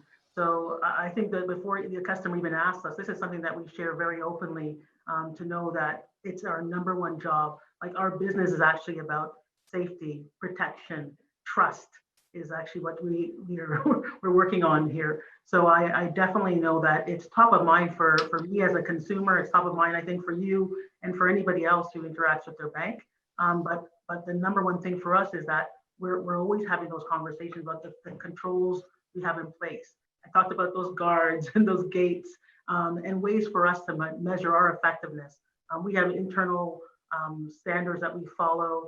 I specialize in the cybersecurity realm, so I spend a lot of time kind of away from the customer, but always thinking about the customer.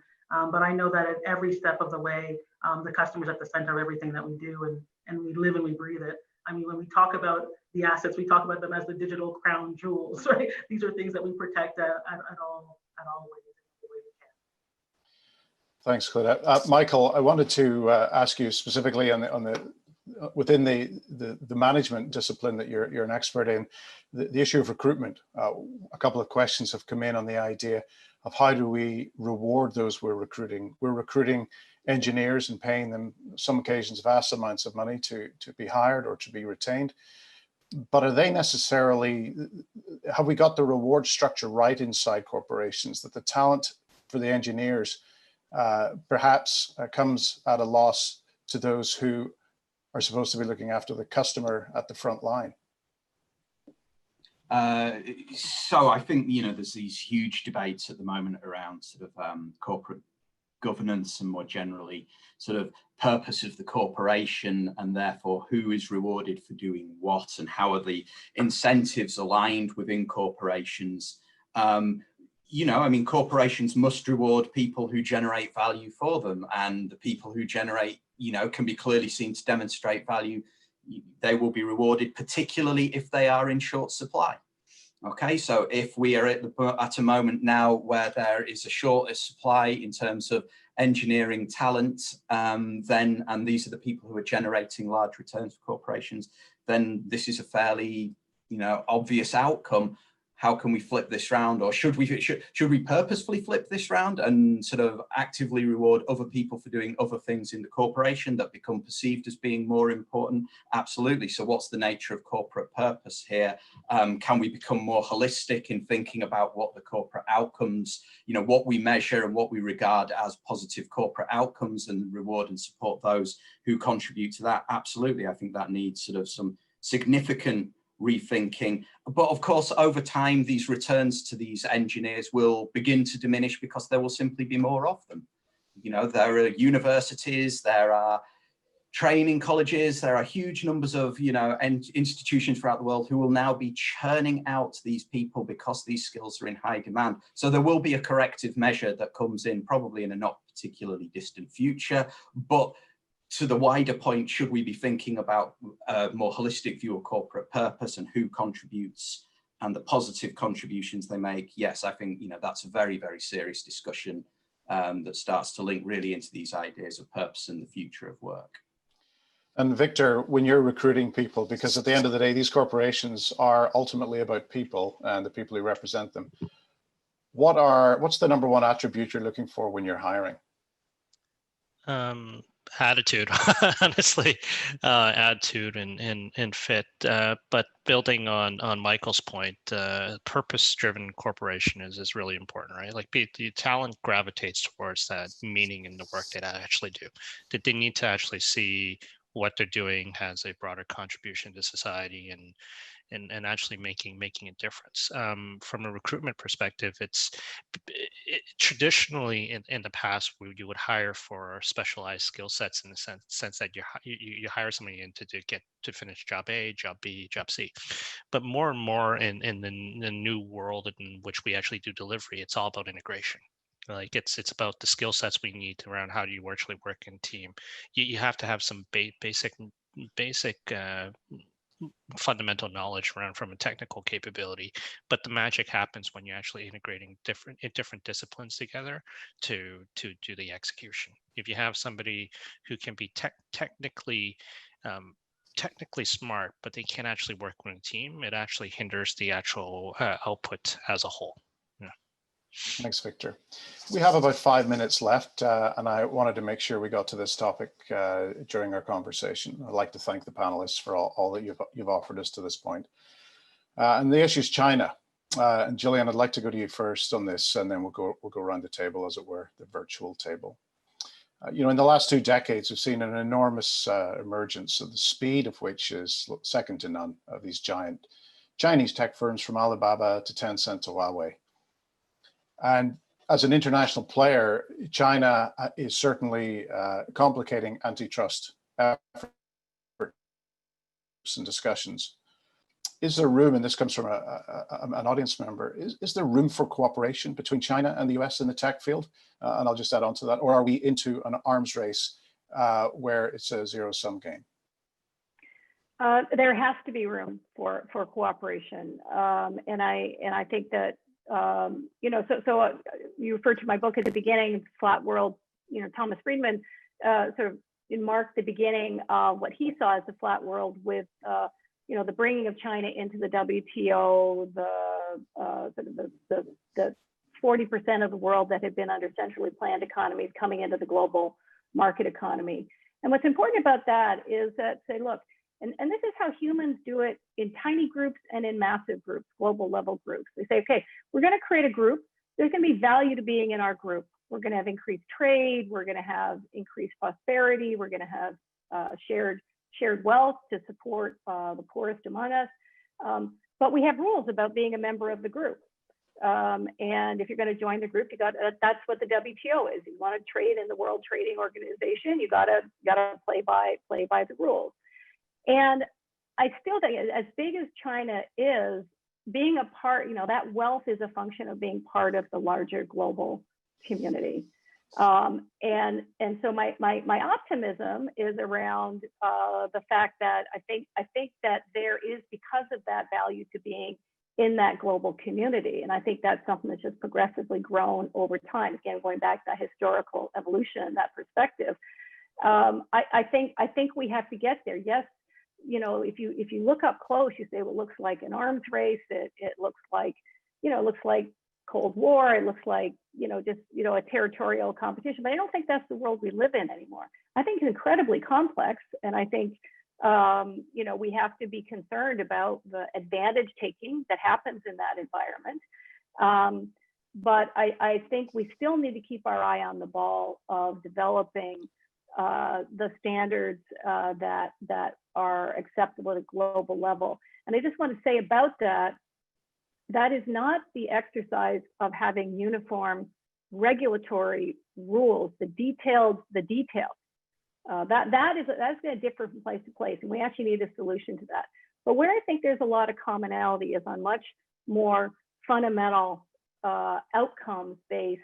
What is it that we want the world to look like? That's why I'd say, like, even, you know, the idea that Chinese people don't care about their privacy. I don't, just like I don't think that's really true about our young people, I don't think it's really true about the Chinese population either. There are different ways of thinking about it, different experiences about it. At the end of the day, I actually think that COVID has brought out for us, you know, there's this really fundamental way in which we are all identical. We're all identically biologically vulnerable in the same way. And every one of us, incredibly, around the globe, is having the same experience of feeling afraid about our physical health, the health of our families, and what's going to happen on an economic basis. I mean, I used the phrase to somebody a while ago, maybe there's some kind of solidarity in that vulnerability. And that is a shared, we need to find those things where we share, again, this fundamental, look, I just want to live my life. I want to prosper, I want my family to do well, and I want that to be safe. And I think we don't want to lose sight of that. So I think we absolutely have to find a world where China and the rest of the world are you know, rowing in the same direction. Now, Michael, you had referenced earlier the atrophication of the WTO, and there's certainly been a conversation, or at least the premise, that the last 25 years of bringing China into international order would ensure that economic growth brought with them greater cooperation. With the WTO struggling, what do you think in terms of cooperation? Very problematic. I think there are some serious issues. I think, you know, the WTO has demonstrated where a lot of fault lines lie. I think for progress to be made, there would need to be serious re-regulation, particularly around IP. You know, I mean, I suppose fundamentally, coming back to Gillian's point, what's the downside risk of not cooperating, of not finding ways to sort of integrate? And they're really significant. You know, they're very significant. Bifurcation of standards around the internet and data would have huge economic effects and social and political effects as well. So, you know, there is significant downside risk, but the political and sort of institutional realities we face at the moment do not provide a huge amount of optimism from my perspective about, you know, the entities that are going to enable this or potentially enable this. So, you know, I think historically as well, we can look at the sort of the problems that arise from failure to sort of find solutions. But historically, we also see, bad things happen. Individuals and states do not find ways to coordinate and integrate, and bad outcomes do happen. But all you can do is keep on showing people the historical precedents, showing them the downsides, pointing to them the upsides, which we've shown over the last 100, 200 years, and saying, this is where we want to get to. And hopefully, as Gillian says, people's better nature will prevail, and we may find some, improved situation in this. I love the optimism. That was predicated on a fairly sort of pessimistic view. And my view on deglobalization is that it's very prevalent and likely to get worse. But there is optimism there. Okay, it's Friday. We're going to take the optimistic answer. Then we'll take the second half. Victor, BMO obviously has a long, rich history in China. Do you ever feel that the bank gets caught in the middle of this debate? It's a little bit of a loaded question, but I think we all play our roles in this. We are a separate legal entity based in China, which is very, very different. We're fully licensed bank, so it's not a branch. So the paradigms come very, very differently, right? If you operate within China, it's very, very heavy state driven, but at the same time, the approach from the regulators there are more around what's your impact and how does your company positively or negatively impact the greater society within China as a whole. Do we ever get caught up? I would say actually we play more of an ambassador role, more so than anything. We actually partner very closely with the Canadian government, with their local ambassadors to forge a lot of those conversations. I think we have Kevin Lynch coming on later as well too. He's been very prominent with us on that journey. I would say it's never, and to be perfectly fair, never been aggressive or malicious in any form. It's always just been a good dialogue. And I think actually having in institutions such as kind of BMO being there, actually helping to drive some of these conversations are actually very positive as well too. And what gets lost in the media versus what really actually happens is two different things. But that's a story for another day. Thanks, thank you, Victor. And Claudette, the final word as we wrap up. We're just beyond time here. The cybersecurity side of things, Russia and China, we know, are heavily involved in trying to get into the secrets, including the bank secrets. I'm not going to ask you to get into details specifically, but in broader terms, do you feel that the cooperation between China, the United States, Canada, for that matter, is something that is governable? Yeah, so I'll say that in 2019, the World Economic Forum put out something saying these are the top 10 risks. And things like biodiversity loss was there, cybersecurity attacks were there, infectious disease was there as well. And we're just watching things unfold in 2020. It's very real, these risks. And the thing that's fundamental is that we share the earth. And so if we all want to win, we have to take that accountability, hold our partners accountable, whether it's China, whether it's United States, whether it's Canada, we're all sharing the earth. We have to take this very, very seriously. And the only way we're going to win, because we've seen that when one nation was sick, we all were sick. And when one nation is healthy and two nations are healthy, it has that ripple effect. So absolutely, we have to find a way to work together. We can find a way to work together, but it's going to be based on transparency and a commitment for everyone to get a slice of the pie. Thank you.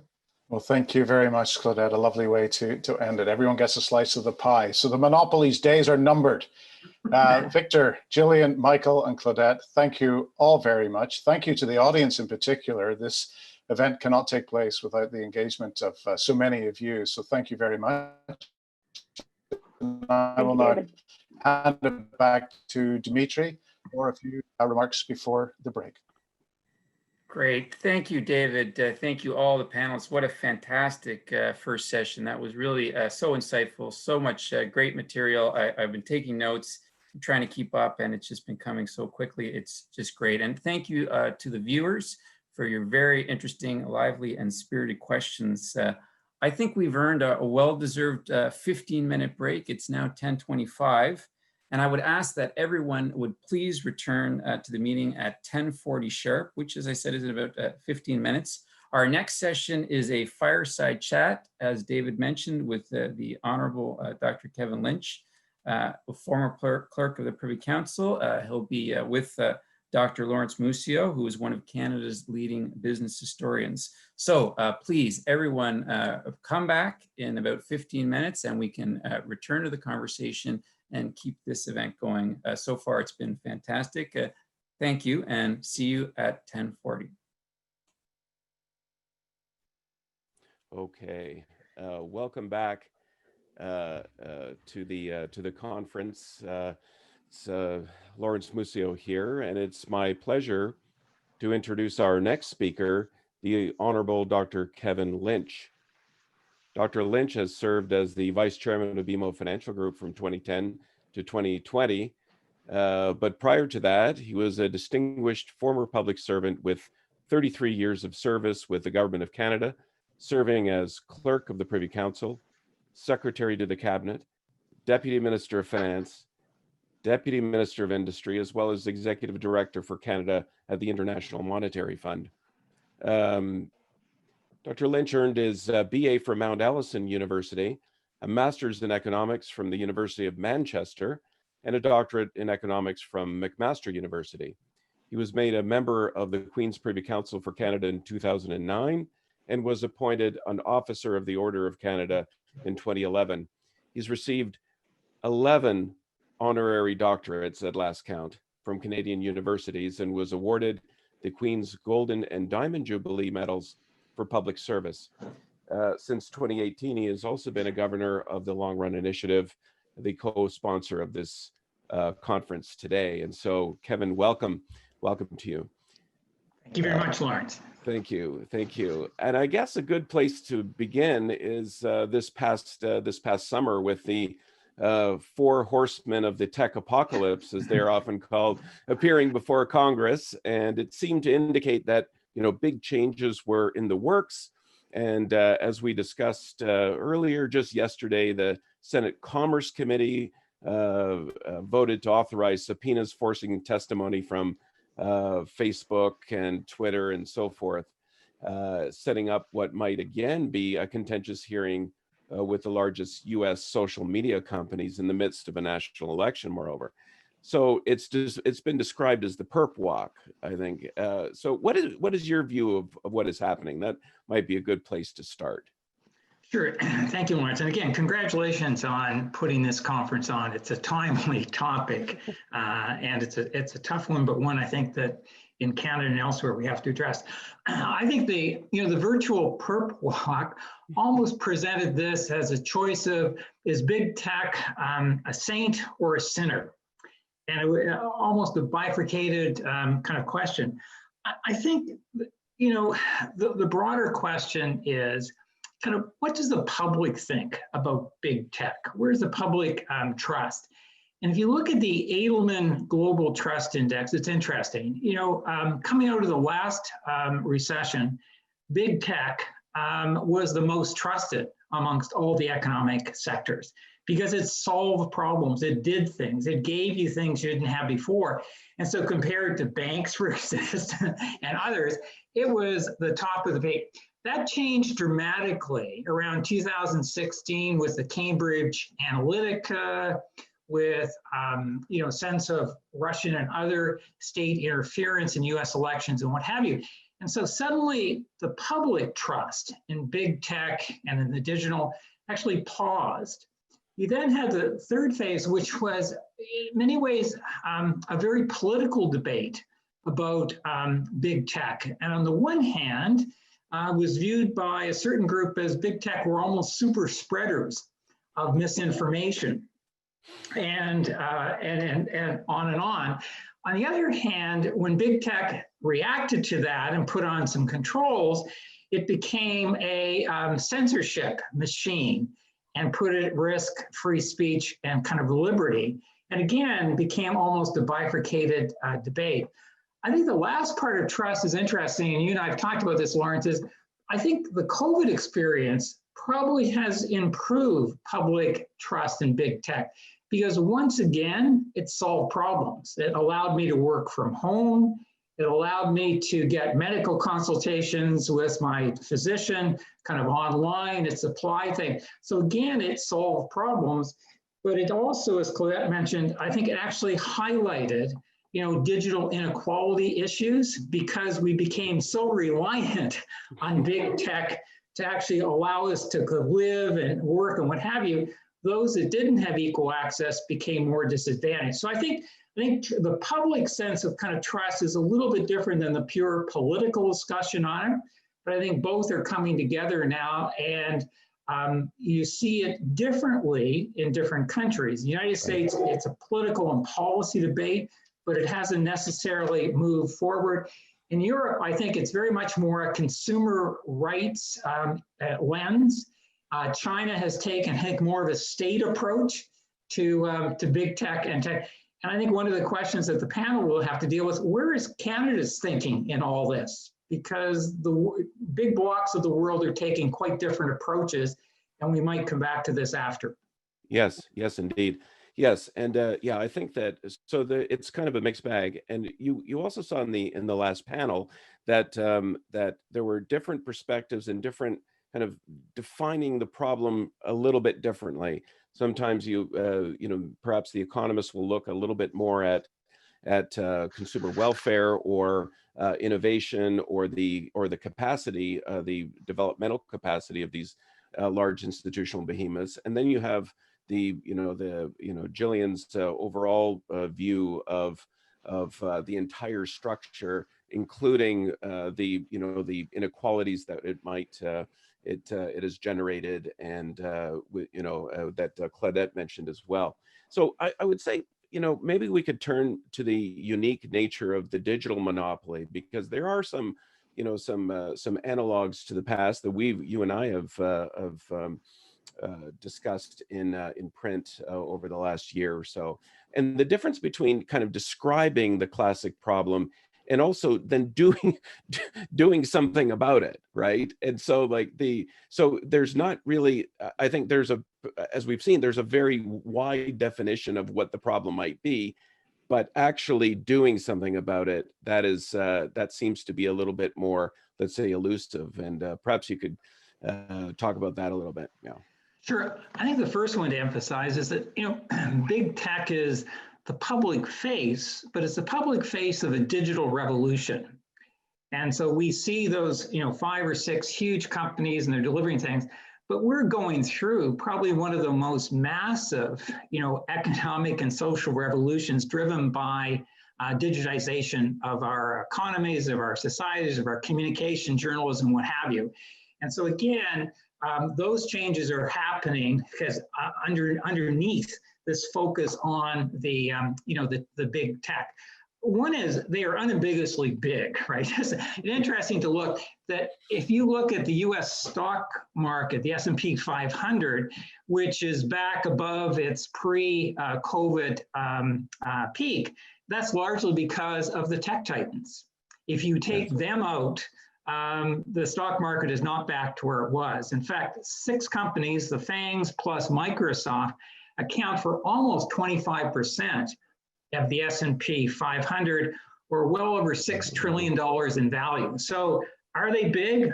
Unambiguously on any measure, probably bigger than people realize. I mean, $6 to $7 trillion in value is 3 to 4 times the GDP of Canada, right? And this is 6 companies. So they're big.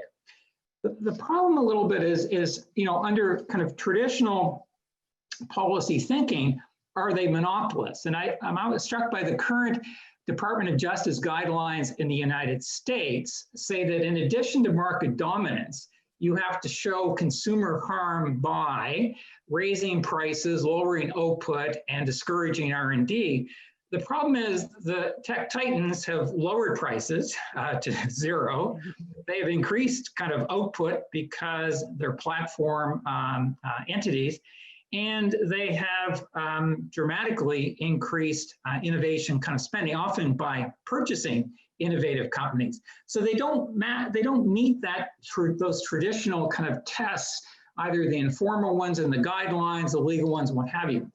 The critics, though, and I think this is the important point, is, and it came up in the previous panel, point to, the real potential harm is how they handle data. It's the data side, privacy, security, usage of it, and ownership of it, the four parts. And that's what the focus has largely been in the Global Data Protection Initiative in the EU. And you're going to see it in their upcoming digital charter, which is going to take that further and move into the usage ownership kind of aspects. The other thing the critics point to as well, which is different in the current environment, is that the mergers and acquisitions, the large tech companies haven't bought another large tech company. They bought hundreds, if not thousands, of smaller startups, in many ways vacuuming up their IP and the talent. And that's not caught by our traditional measures of M&A and what, but actually it's accumulation versus a transaction. Lastly, taxation, certainly outside the United States. So I think that where critics are kind of pointing is, it doesn't mean necessarily the traditional measures, and it doesn't necessarily mean the traditional toolkit, but I don't think anybody's saying to do nothing. My sense is big tech will run into more of a shakeup than a breakup.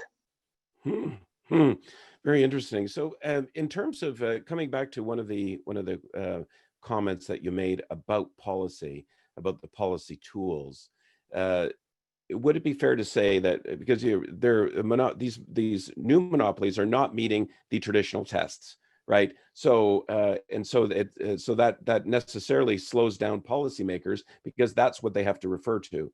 They can't make it a legislation up on the fly, or it's very difficult at least. And so I wonder whether the policy tools are solving last century's problems, or can the policy tools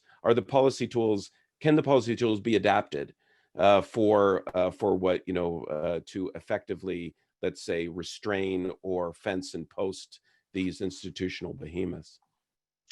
No, and they can, because we have adapted our policy tools. Two things in this regard. One is that makes it more complicated, and it came up in the last session as well, is that these are platform technologies. They're internet-based platform technologies.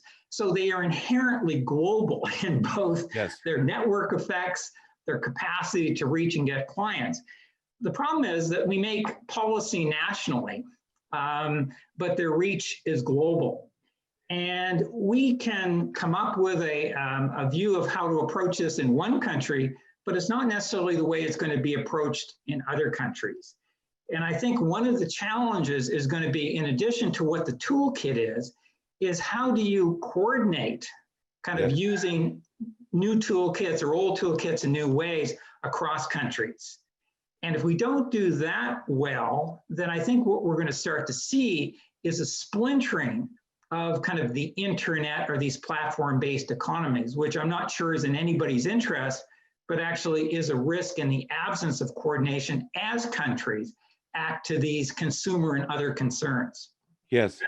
So it is a question of geopolitics, that perhaps this is something that is new from the original monopolies moment, right, where national jurisdictions generally, held sway. So we know that, as you've said, that the major jurisdictions who are global players appear to be taking quite different paths to the future.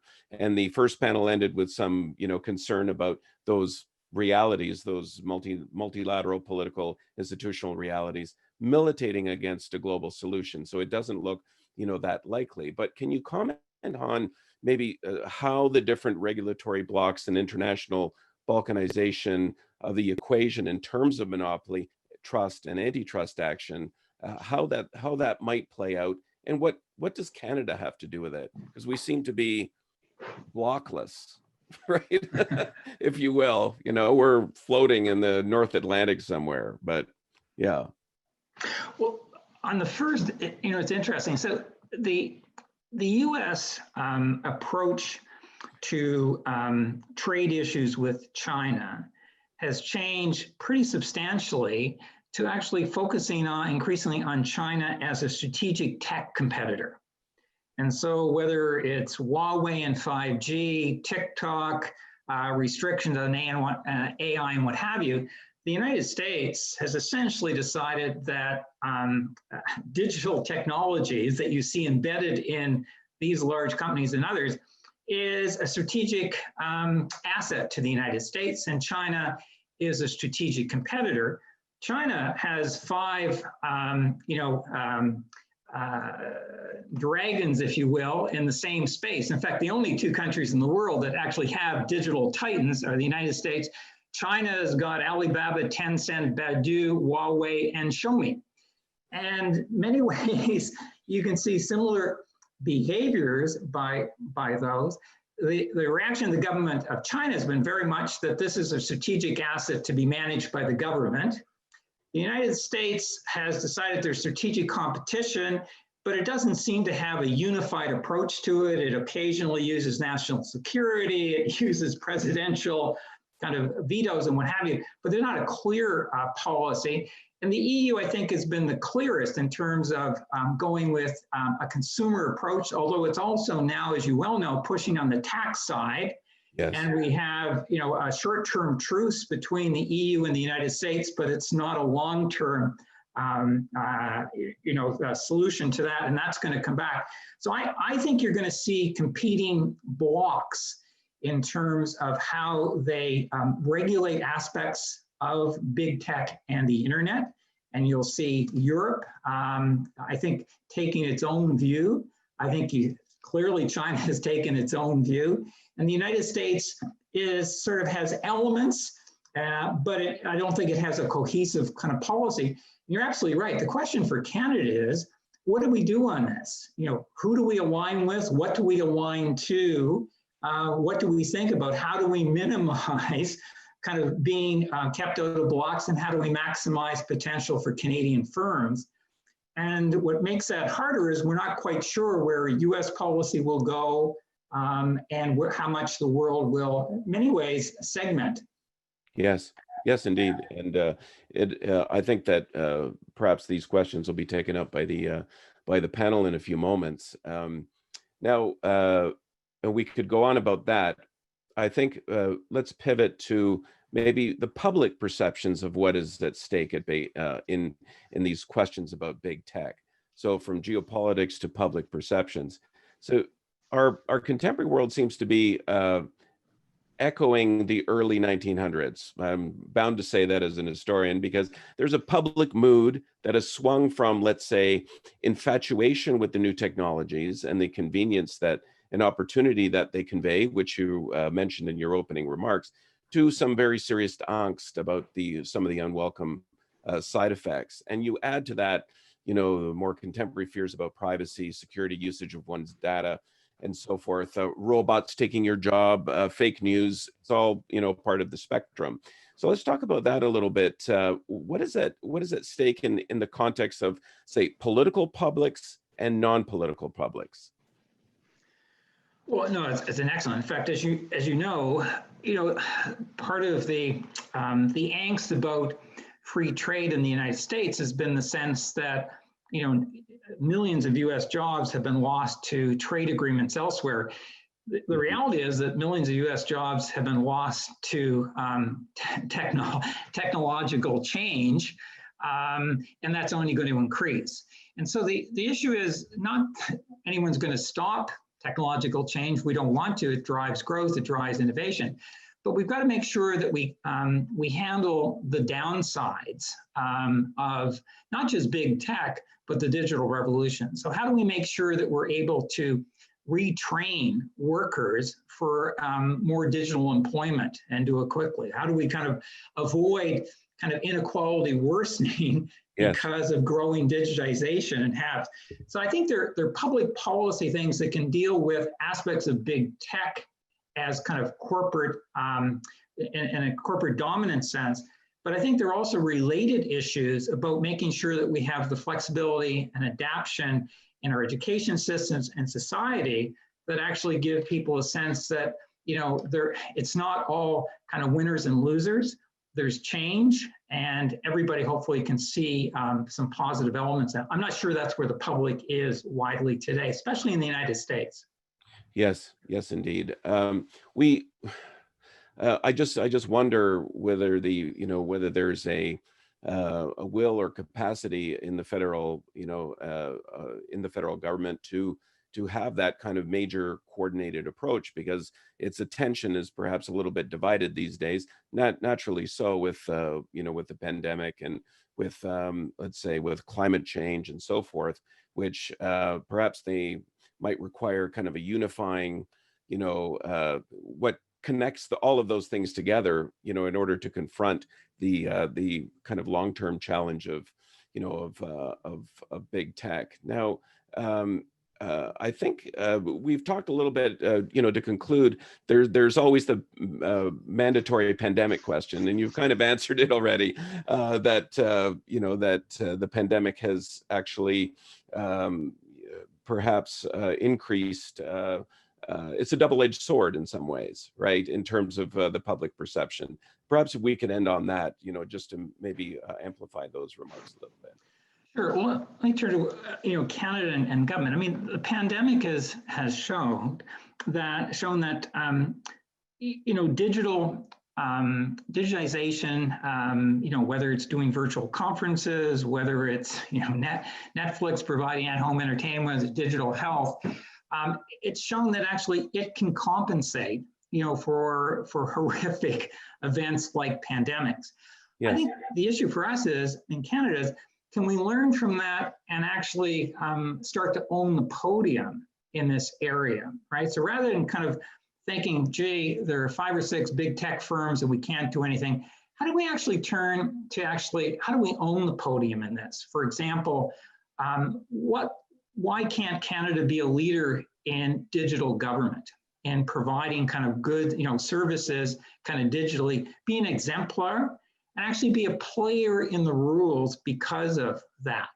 How do we make sure that we've got the conditions in terms of regulatory policies, taxation, IP, what have you, so that we enable kind of more Shopifys to pop up in Canada, so we're players on the world stage?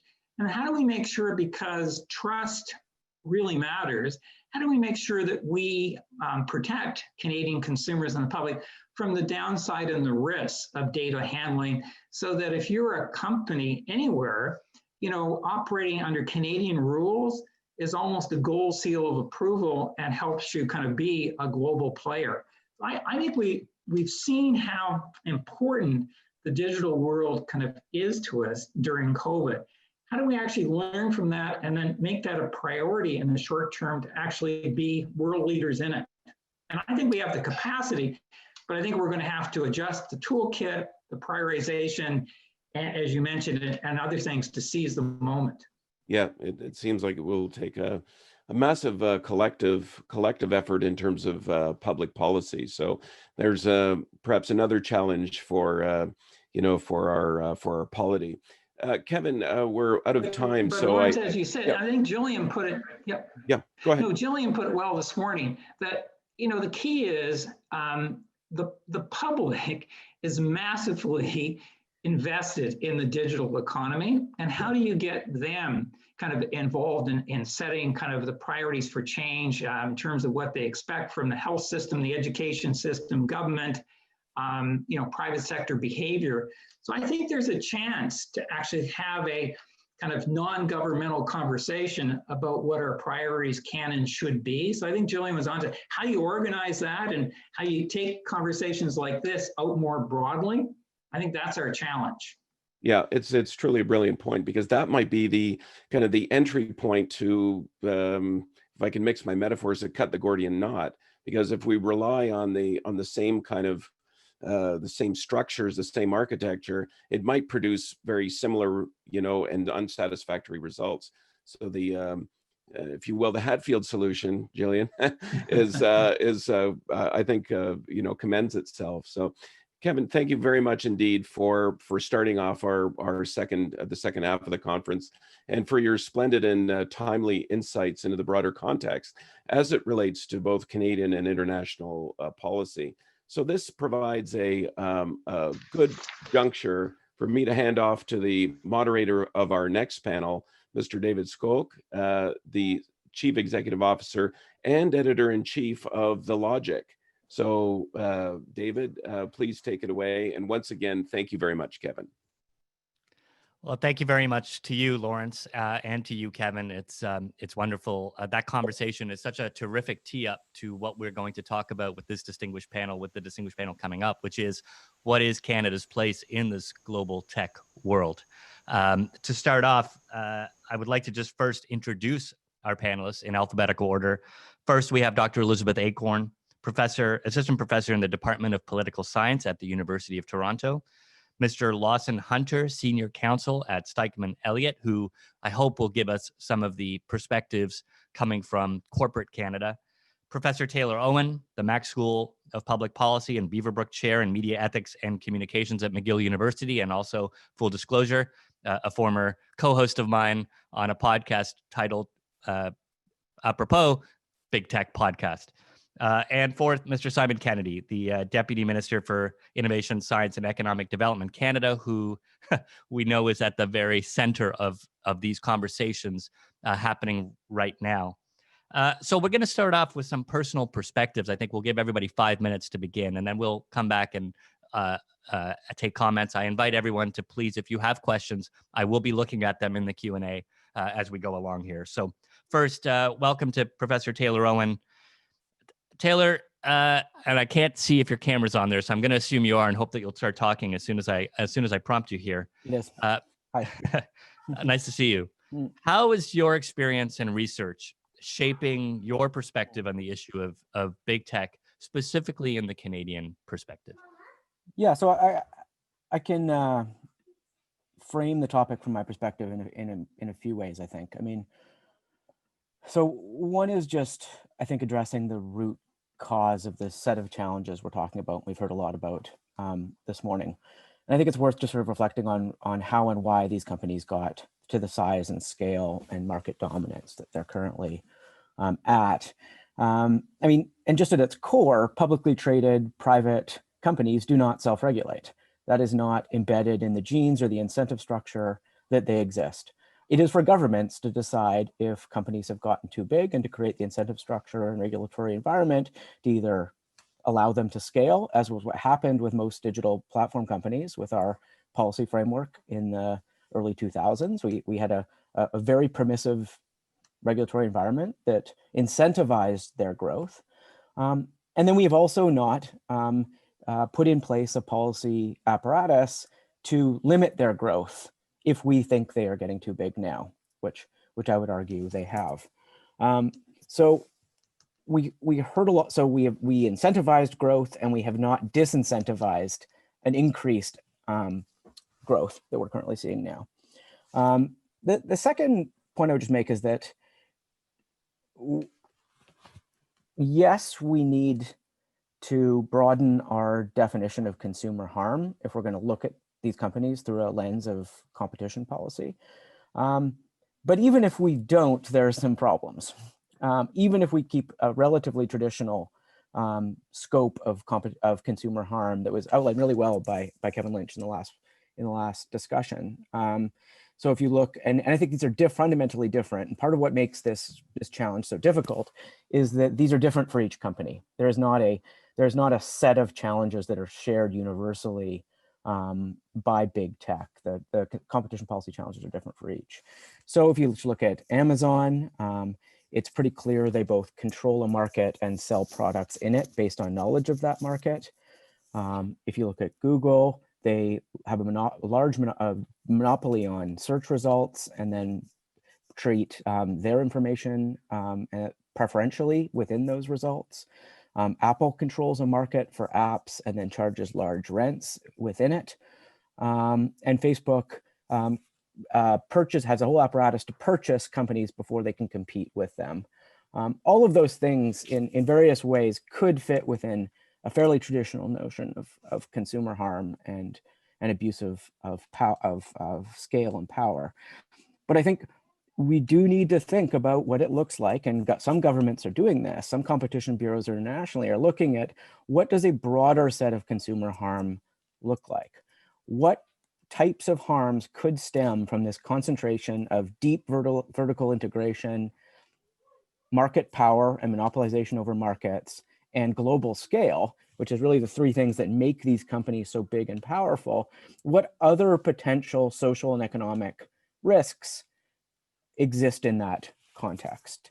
And this is where I think we get into issues like abuse of data, the lack of consumer choice that individuals have, which leads to that doesn't create the incentives in the market to deal with things like threats to democracy or problems of misinformation. These are all a function of a lack of choice and the dominance of certain aspects of the digital economy by a small number of companies. The final thing I would say is that if you accept, as again, some competition bureaus, notably not Canada's though, I'm curious to talk about this more, but my understanding is that the Competition Bureau of Canada is very reluctant to take this broader view that some other governments have started to, or some other competition bureaus have started to.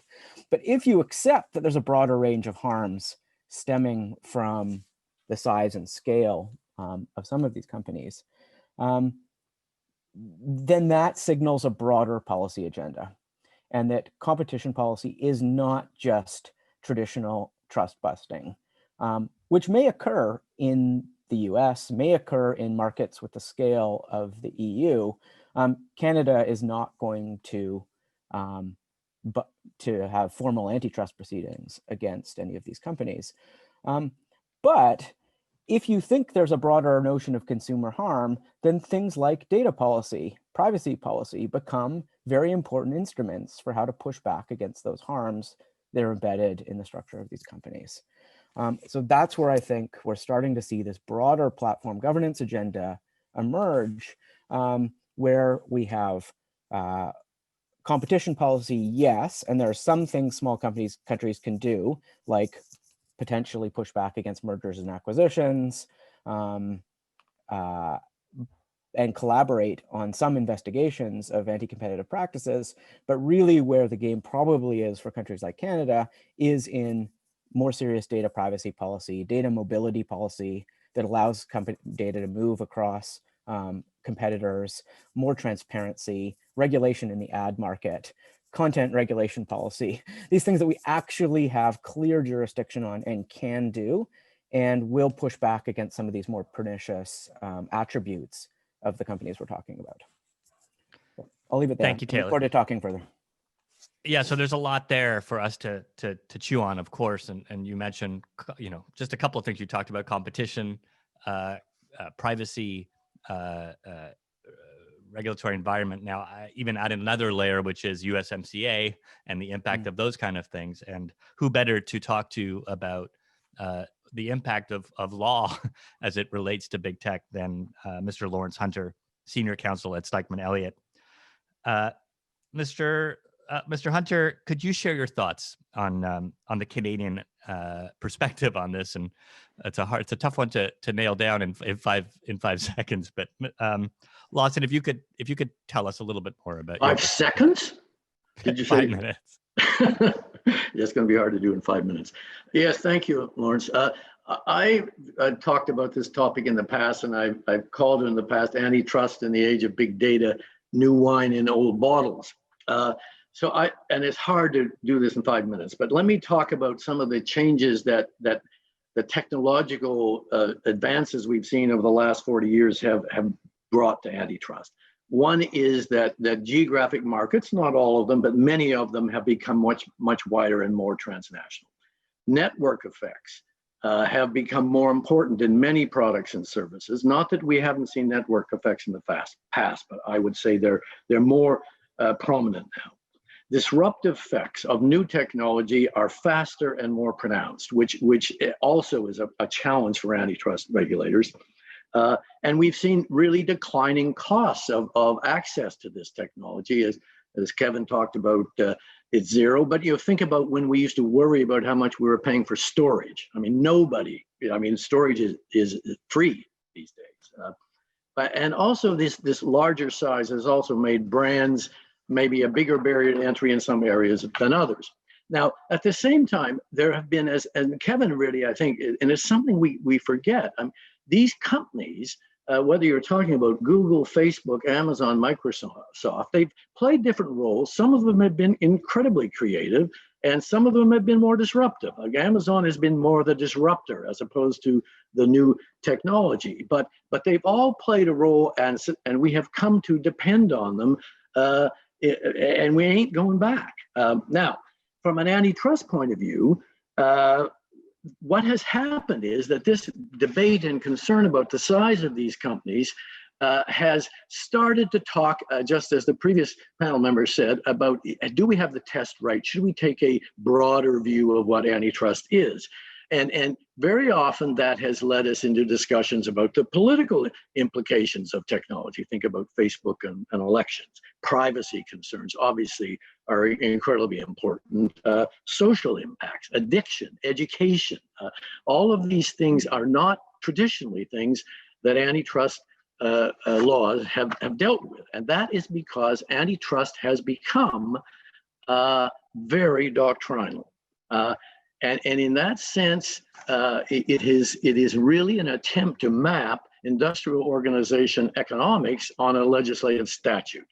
And the debate has said, has that brought us into a too narrow definition and ability for the state to intervene? And I think arguably that it has. Now at the same time that has been happening, and that tendency towards this consumer welfare doctrinal standard has also come about at the same time as the whole economics profession has become much more econometric and data-driven. And that has happened also in antitrust. And in my own humble opinion, not being the economist, that it has been oversold. That the predictive abilities of econometric models, of data, of being able to analyze and allocate costs inside multi-product firms, et cetera, has been oversold. And it has, as a result, it has made antitrust narrower than, in my view, it used to be or should be. Now, at the same time, the other side of the coin is if you broaden that standard beyond the consumer welfare model into, let's call it, a more public interest model, then you are basically just opening up tremendous discretion in the government to pick and choose transactions, let's say mergers or whatnot. And in my view, it will likely move to a debate about whether if that's the standard, whether it should be a political decision, not a law enforcement decision. Our model in Canada is a law enforcement model with limited political interference. And I think that works in a situation where you have something that is doctrinal. It is less relevant if you go to a much more open-ended standard. Now, what do we do about the law? In my view, we don't want to throw the baby out with the bathwater, in my view. I mean, I think antitrust laws and markets have survived many different technological changes, and this one will pass too. But I do think that we need to be clear about what the objectives of antitrust law are. And in that sense, it should be economic. It should not be, in my view, social. It should not be worrying about elections. And to be honest, it's not about a fair allocation of the resources of the economy.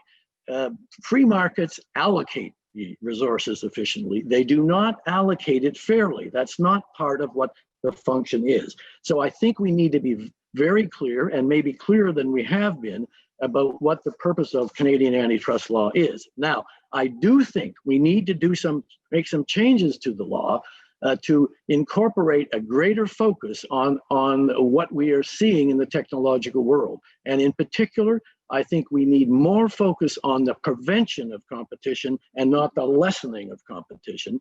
And for example, just, and again, Kevin gave the example of the Googles and the Facebooks who go out and buy up YouTube and WhatsApp and Instagram.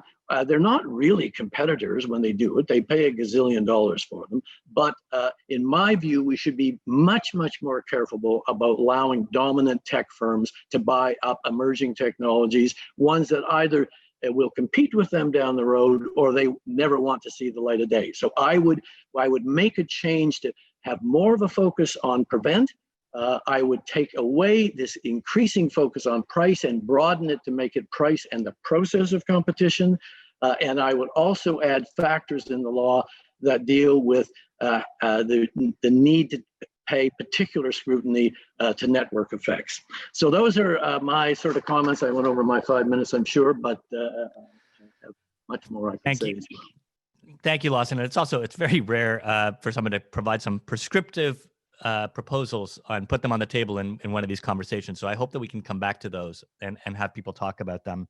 But first, I want to introduce Dr. Elizabeth Acorn, an assistant professor in the Department of Political Science at the University of Toronto, where we all virtually are today. Elizabeth, from your perspective, give us your thoughts on where we are with big tech in Canada. Oh, great. Thanks very much. Thanks for the introduction. It's really wonderful to be a part of the panel in this conference. So I want to use my opening remarks to set the stage a bit more broadly for Canadian competition policy in this current moment, thinking of some of the likely drivers of potential policy reform, the who and the what that we might expect to influence any changes to Canadian competition policy. And here I'm going to focus on three things: the Canadian public, the cross-national and international context, and Canada's national policy response. So first, I want to start with the Canadian public, on behalf of whom competition law and policy is getting made. So I think that on the one hand, big tech and big data have been the subject of a pronounced public conversation in Canada in the past few years, and something that feels all the more urgent in this current era of anti-globalization backlash. A recent poll from the Toronto Star last year found that a majority of Canadians, 56%, think that big tech is making society worse. But at the same time, while the public may be paying more attention to these issues in new ways, it's far from clear that this is going to produce the kind of sustained level of public pressure that would be needed for policy change. And what's more, it's unclear as to what kind of policy responses Canadians would want specifically from the world of competition policy. Here I'm reminded of, just thinking about individual decision-making and how much variation there would be among Canadians in weighing the costs and benefits of their engagement with big tech, right? We can imagine some people seeing a significant harm or cost to paying with their data to engage with a social networking site, but for others, they might not value this in the same way.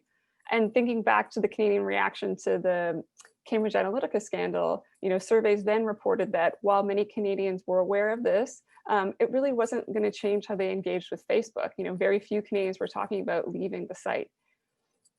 I don't think this is necessarily something that's particular to Canada. It might more accurately be described just as derivative of the nature of big tech. But nonetheless, I think it's important for us to think about when we're reminded of the role of the Canadian public as the actual subject of competition policy, and thinking that this is not maybe going to be an issue that's going to dominate the agenda in the polls. In a world today that we're overwhelmed with other pressing challenges and societal problems. Is this going to be top of mind were an election to be called? And would Canadians agree on what a competition policy response should be? The next thing that I want to talk about briefly is the cross-national and international influences on Canadian competition policy. So I know we're focusing on Canada here, but we can't ignore these transnational influences on Canadian policy. We live in a multipolar world where Canada is a middle power. Canada is both expected to be an active player in competition law and enforcement, doing its part to enhance competition and ensure fair global markets. And yet Canada is not really in a position to go it alone and craft an ambitious new competition policy. Internationally, the governance of competition law remains very fragmented.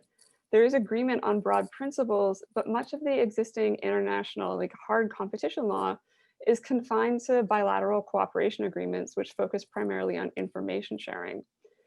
This leaves competition law and enforcement decisions to be still largely nationally driven and pursued independently by countries. In short, we are encountering an inherently virtual and global phenomenon of big tech in a predominantly state-based and national model of governance. I think the upshot of this is that the lack of an overarching international governance framework is that cross-national drivers of policy become all the more important, particularly the dominant players in competition policy like the United States and the EU. It's these countries that can have even more powerful voices in setting standards and influencing policy in other countries. So where does this leave Canada and its response to the challenge of big tech to competition policy? A few very quick thoughts to end off, and hopefully we can pick these up in the discussion. First, the international context suggests that Canada has a bit of a tightrope to walk and not straying too far from either of these national or supranational camps. And I think that Canadian competition policy actually seems rather well suited to this. There's flexibility built into the mandate and the broad purposes of Canadian competition law with which Canada could maybe navigate between these two camps for a while, at least in this period of uncertainty. In thinking about the role of competition law in responding to the frustrations of the Canadian public, here I see a bit of a mismatch between the goals and ends. As noted, there's likely a significant diversity of views on the specifics for how competition law should respond to big tech, and that Canadians looking for a clear denunciation and strong government response might be disappointed in the tools and natures of Canadian competition law, which can be slow-moving and often relies on a cooperative enforcement strategy that might not produce the kinds of blockbuster fines or sanctions that Canadians might be expecting. So all that to say is that I think there's a lot that remains to be seen. And at this moment, I think we're unlikely to see any broad and comprehensive policy reform in Canada, but still lots of opportunities for perhaps more narrowly tailored or strategic innovations that I look forward to discussing more. Thank you, Doctor. And with among the three panelists already, we've heard competition law, we've heard about geopolitics, and Kevin had mentioned that earlier. If you're in the center of government in a department right now that's trying to figure all of this out, you have a lot to think about. And so I'm sure we're all eager to hear from Mr. Simon Kennedy, the Deputy Minister for ISID. Simon, it's a lot to take in, and I'm sure you do this on a daily basis. How do you balance all of these competing forces and at the end of the day, still trying to make sure that the end goal outcome of the Canadian economic drivers being served? Welcome, and I look forward to your remarks. Thanks a lot, David. I mean, I think the question you ask is the $64,000 question. I mean, I'll offer, as you suggested, just some personal reflections. I think from my perch, there is a bit of a danger, in the public dialogue around this, that we wind up confusing the discussions around digital and data, which I would say, that's kind of a general purpose technology that is going to have pervasive impacts across our society and across our economy, with, the handful of big platforms that which employ that technology and actually have done that in ways that are both beneficial and pernicious, as my colleagues have already spoken about. But I think it's useful to kind of, separate out discussion of the platforms versus discussions around data and digital. In my world, I think too often when you start to talk about issues around the data economy and digital and the kinds of, systemic impacts they're having, you very quickly go to discussions around Facebook and Amazon, which very quickly starts to turn into discussions around the hollowing out of small business, online hate, fair payment of taxes, and all of that stuff's important. But I think, the risk is you very quickly go to a particular agenda and a particular set of problems. It's actually really just a small subset of the policy issues that we need to deal with. So I know in my organization, when we talk about this kind of stuff, we really try to keep, I think, our eyes on the broader game plan, the broader ball, which is around the digital economy and the kind of transformative impacts that this general purpose technology is having across the economy. So Taylor, looking at that in a global context, if you're going to try to make a made in Canada tech policy, which it sounds like there is a collective effort within government. How do you do that when every day there are new headlines globally that are the shifting sands around all of this? The TikTok story feels like it was a month ago already. Old news. In this week, there's more hearings. How do you try to craft policy in the midst of that kind of a storm?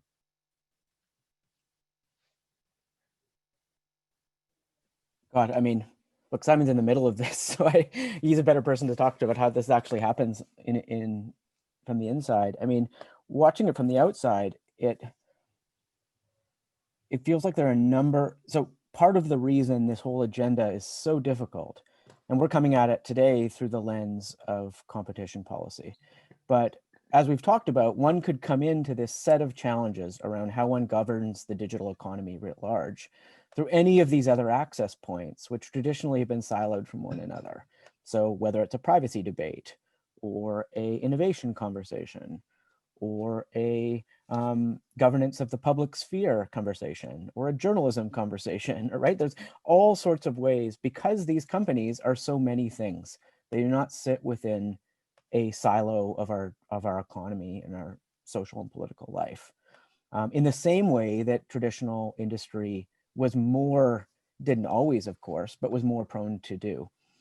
And so in that sense, from my view, we need to be governing the types of things that goods and services and social interactions that occur on these platforms, not the platforms themselves. So Amazon is a marketplace. Amazon is also an advertising service. Amazon, it does all these other, Amazon is getting into healthcare provision in a very big way, as is Google. So I think these companies, as they cross over into all these different domains that are traditionally governed by our society, we need to govern them in those different particular elements. I mean, so that's one. The second one I just make is that there are without a doubt competing interests and trade-offs on every one of these topics. Privacy is a core one. There's no question about it. But the countries that have moved on this governance agenda the most aggressively have had clear directionality signaled from the political arena. So the EU has said, yes, we know there are trade-offs between privacy and growth and scale of companies and potentially innovation, but we are siding as a collective on, our political decision is to side on privacy and individual rights of users, of European citizens. Certain countries have done that as well. I haven't seen that yet in the Canadian context, where the politics is directing this conversation. And part to Simon's point, that's because we haven't hashed it out in a way maybe other countries have publicly, and we're starting to do that. But the digital charter, yes, provides some values, but they're so broad that I don't think we have clear directionality yet. And that may make it difficult to balance these trade-offs in the kind of the sausage making of the policy side. Lawson, I have to imagine that what Taylor just said probably put a little shiver down your spine. Maybe I'm wrong, but the political side getting involved in these kinds of conversation, which you've said, a couple of minutes ago, these are economic issues and should be factored as that, not social. How do you reconcile that? How do you address the social components of this while still looking at it through a legal lens that is predominantly economic?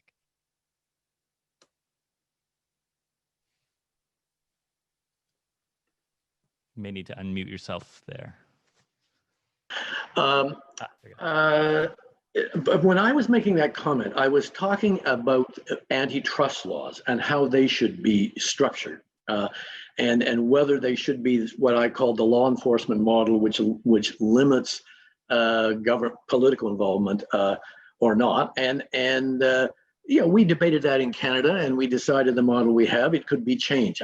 What I was alluding to was, if we move into sort of the hipster antitrust model, which is sort of the public interest model, then I think there'll be great pressure to take those decisions away from bureaucrats or law enforcement people, et cetera. But But on the bigger issue of international, I guess one thing I think we need to think about here, and TikTok brings it up, is that the biggest change I think around the world is going to be in national security.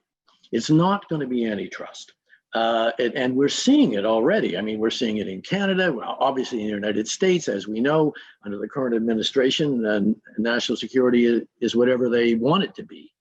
And they've used it in the most egregious ways from our point of view. But it also stems from this colossal competition between China and the US, which we are going to be sideswiped in. There's no doubt about that. But from an antitrust point of view, for me, what we need to do, we need to coordinate with with others. We need to push for predictability and standards as much as we can. We need to focus on the competitive impacts that happen inside Canada. And we have done that in the past. I mean, there have been mergers where we have taken unique Canadian perspectives because they're unique Canadian problems. But we also need to be a bit more aggressive, and in my view, in enforcement. And I suppose the changes that I have suggested would be to give under the current regime a greater opportunity for the government and for the enforcers to take action against big tech in a way which I think is necessary. And I think we need some signal, which would be a political signal, that that's the direction we want to go in. But as I said, I would not throw the baby out with the bathwater. I would keep this law doctrinal. I would keep this law economic, so that you don't get into this mishmash of what's in the public interest, which I think will drive investment out of Canada, not into Canada. Thank you, Dr. Aiken. What are your views on Lawson's approach, and does it square with your own opening remarks? How does it square with your own opening remarks? And the other thing I would ask there is, we know, I mean, this is a very smart, distinguished group of people. There are really three different blocks here of approaches. You have the Chinese approach, you have the American approach, and you have the European approach. Does Canada have the luxury of sitting this one out, or are we forced to hitch our wagon to one of those three? And if so, which one should we hitch our wagon to?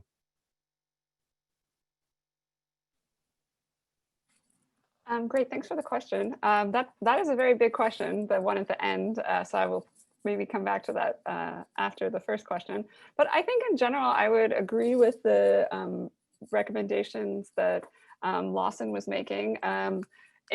His position on the more aggressive enforcement within Canada, I think, is something that could fit in with what I was talking about. That broadly the regime is sound as is and could allow for us to do more things within it.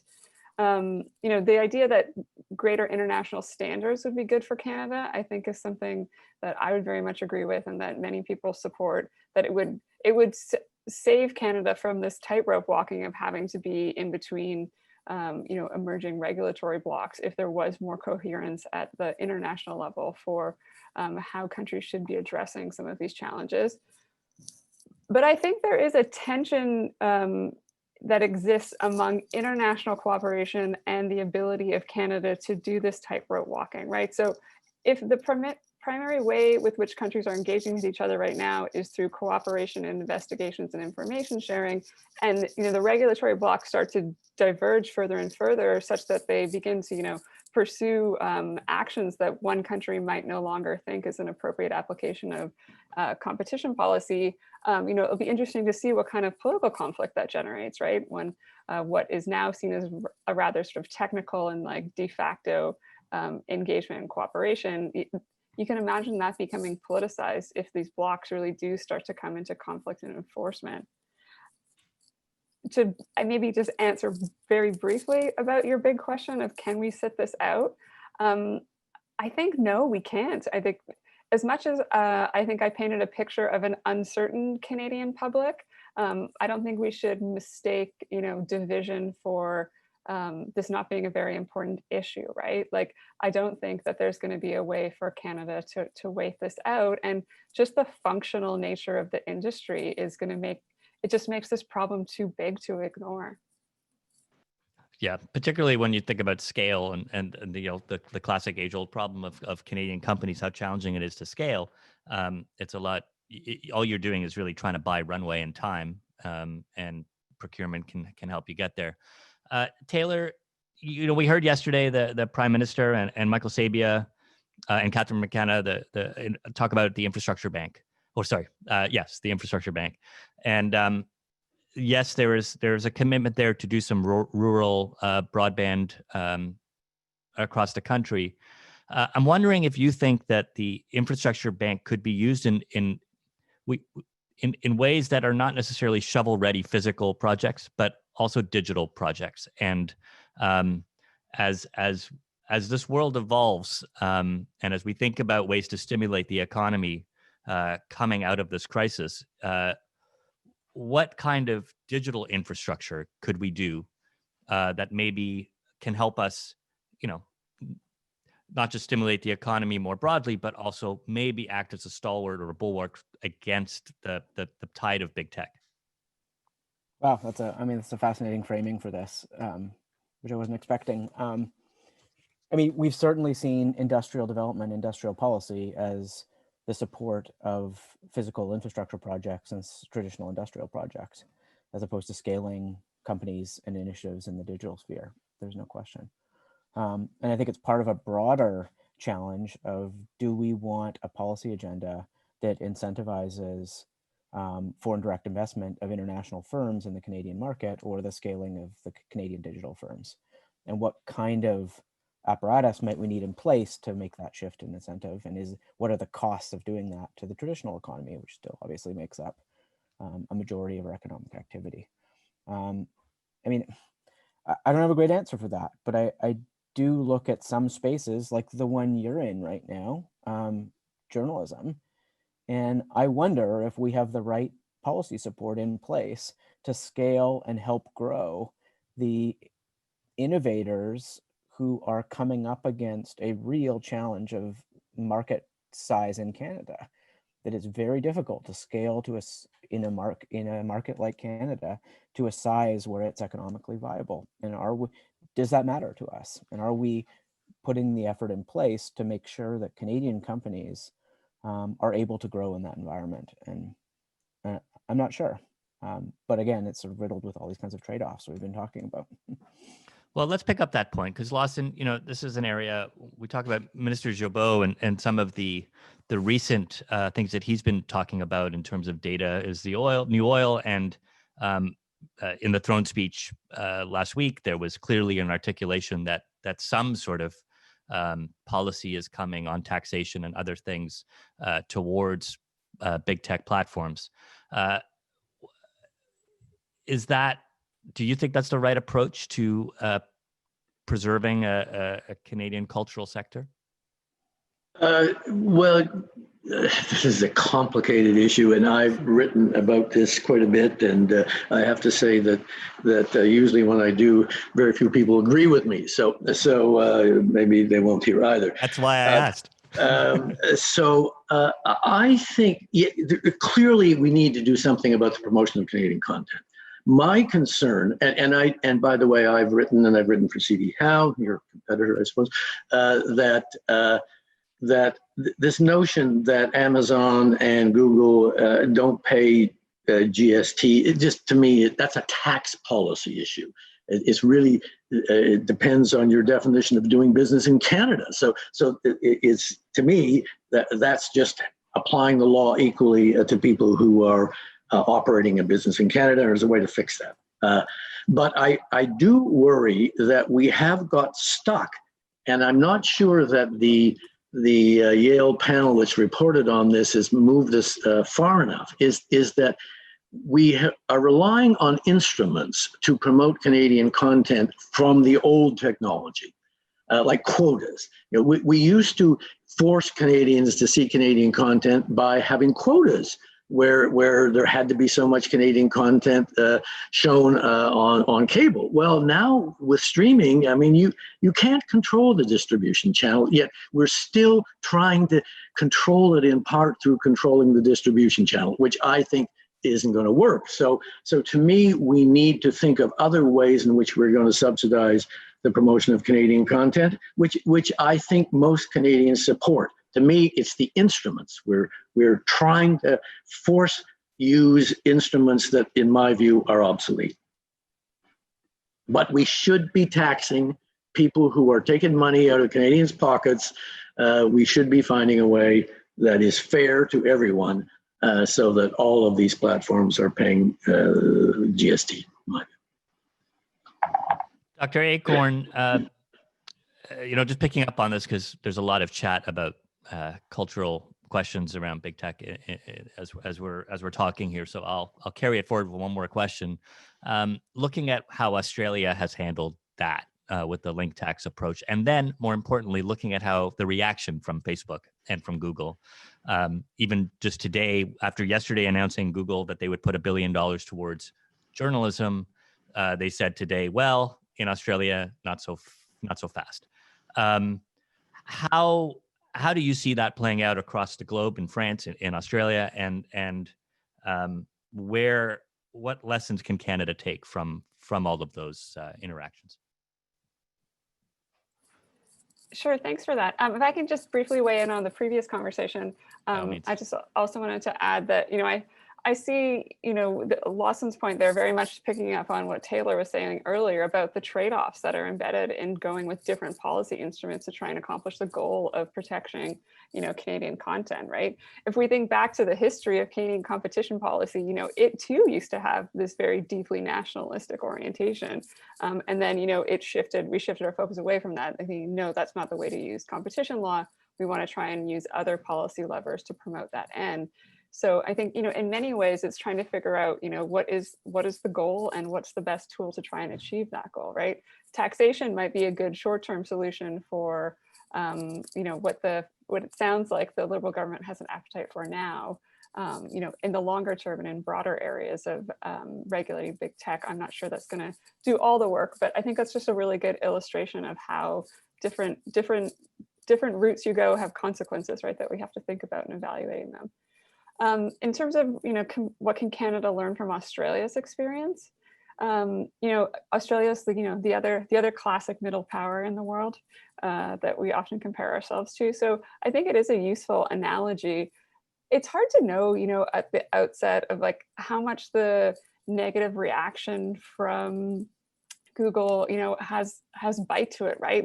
It said these things too before Europe regulated higher privacy standards. If there was a collection of countries that were in agreement on a particular, standards set out similar to what Australia did, could that be enough then to change their tune? I'm not sure. I think ultimately a position like this would be stronger if it had a foundation in an international instrument. Like if we could get a more meaningful foundation at an international organization or among a group of countries that includes a huge market player like the EU or the United States. So just picking up on that, Taylor, I know have done some work on thinking about taking even the Grand Committee and on misinformation and using that as a model for this type of committee. Why don't you tell us a little bit about that? And I'm sure you also have a reaction or thoughts on the Google announcement yesterday. So I'll ask you for that too. Those are two big topics. Yeah, look, I think on the Google funding announcement, and certainly Google and Facebook threatening to pull out of the Australian market in the face of what are ultimately democratically adjudicated policies. I think this shows the strength of market power and is part and parcel of the challenge we're talking about here. When companies get so big, their actions can really control and dominate markets and industries. In terms of the Grand Committee, one of the challenges we have in some of these the digital topics we're talking about is we don't have obvious international institutions to coordinate domestic policy agendas in this space. And competition policy is actually an interesting case of this, where a lot of this is devolved to national governments or national competition bureaus, but that in and of themselves don't necessarily have the market power to enforce this kind of big structural change on the market. As you're starting to see some of this coordination emerge between competition bureaus. So you have this joint British-Australian investigation into the Facebook acquisition of Giphy right? So this is them saying, well, on our own, maybe we don't have the power to stop this merger and acquisition, but if two markets come together on it, maybe there is enough. And I think we're going to start seeing more and more of that kind of collaboration internationally on domestic policy agendas in this space. But we need an institutional structure to have those conversations. And that's what I think it is starting to emerge, but it isn't quite there yet. But Canada could be a real participant in that, right? I mean, I think there are a number of places with like-minded democratic countries that are struggling with very similar policy issues we are, where banding together and thinking about how we act in a coordinated way could actually make a real impact on the structure of the digital economy. Lawson, we have the WTO. Is it time for a global regulatory body on big tech? Oh boy. Well, I guess I'll have to go back to what Simon said. There's so many different policy aspects to big tech that to single it out as we're going to have a regulator for big tech that governs everything in their activities, I do not think is likely anywhere. And I'm not sure it's a good idea. Should we have continue to strive for multilateral standards and rules? Absolutely, from a Canadian point of view. How to be honest, the problem is the world is moving a bit away from that, and it's moving away from it. Not, it's relying on different policy instruments. Like some countries are using antitrust, others are using national security and foreign investment as a way to really broaden the scope of government intervention in the economy and in mergers in particular. And from my point of view, what Canada should be doing is we should be timely, we should be efficient, we should be fast, and we should be clear. And we should try to create a comparative advantage of our regulatory regime compared to other countries, because I do think we are moving into longer time periods for review, more discretion in politicians and regulators. And I personally am not in favor of that, but that's the direction I see. Canada, to me, needs to try to differentiate ourselves from that if we can. I think one of the things that's been fascinating is that, yes, we talk about tech itself and the platform of tech and its role in the economy and everything else, but what's been particularly striking over the last 18 months or so is that the tech platforms can be used as a geopolitical weapon in a way that, essentially in some ways has put Canada into the middle of a much larger fight. Does anybody want to get any last comments in before we wrap it up on this particular point around China? Okay, I'll take that as a no. To all of the panelists, you're wonderful. It was great to hear all of your insights and your experiences on this incredibly important topic. I'll make one little minor plug for The Logic. We cover this on a daily basis. It is an innovative new journalism publication, and I hope you will consider checking us out as well. But for Dr. Acorn, Lawson, Professor Owen, and Simon Kennedy, thank you all. And I'll now turn it back to Lawrence and Dimitry for some closing remarks.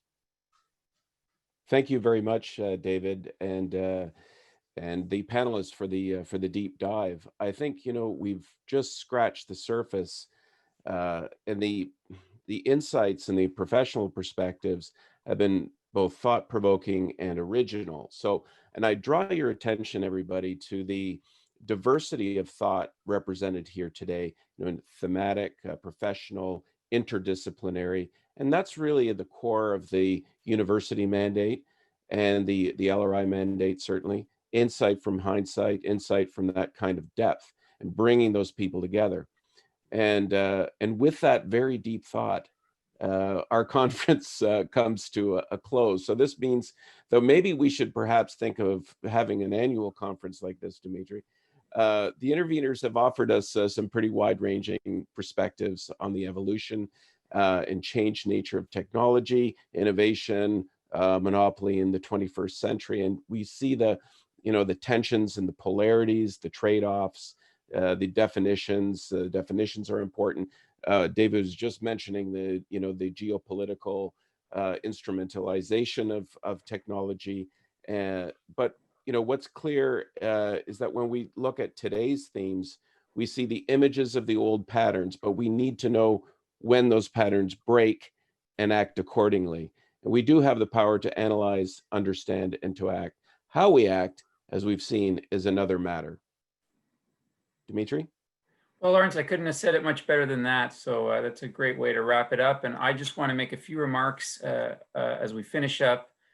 Just to note that a recording of this event will be available online through the conference website, which you can ironically Google and find pretty easily.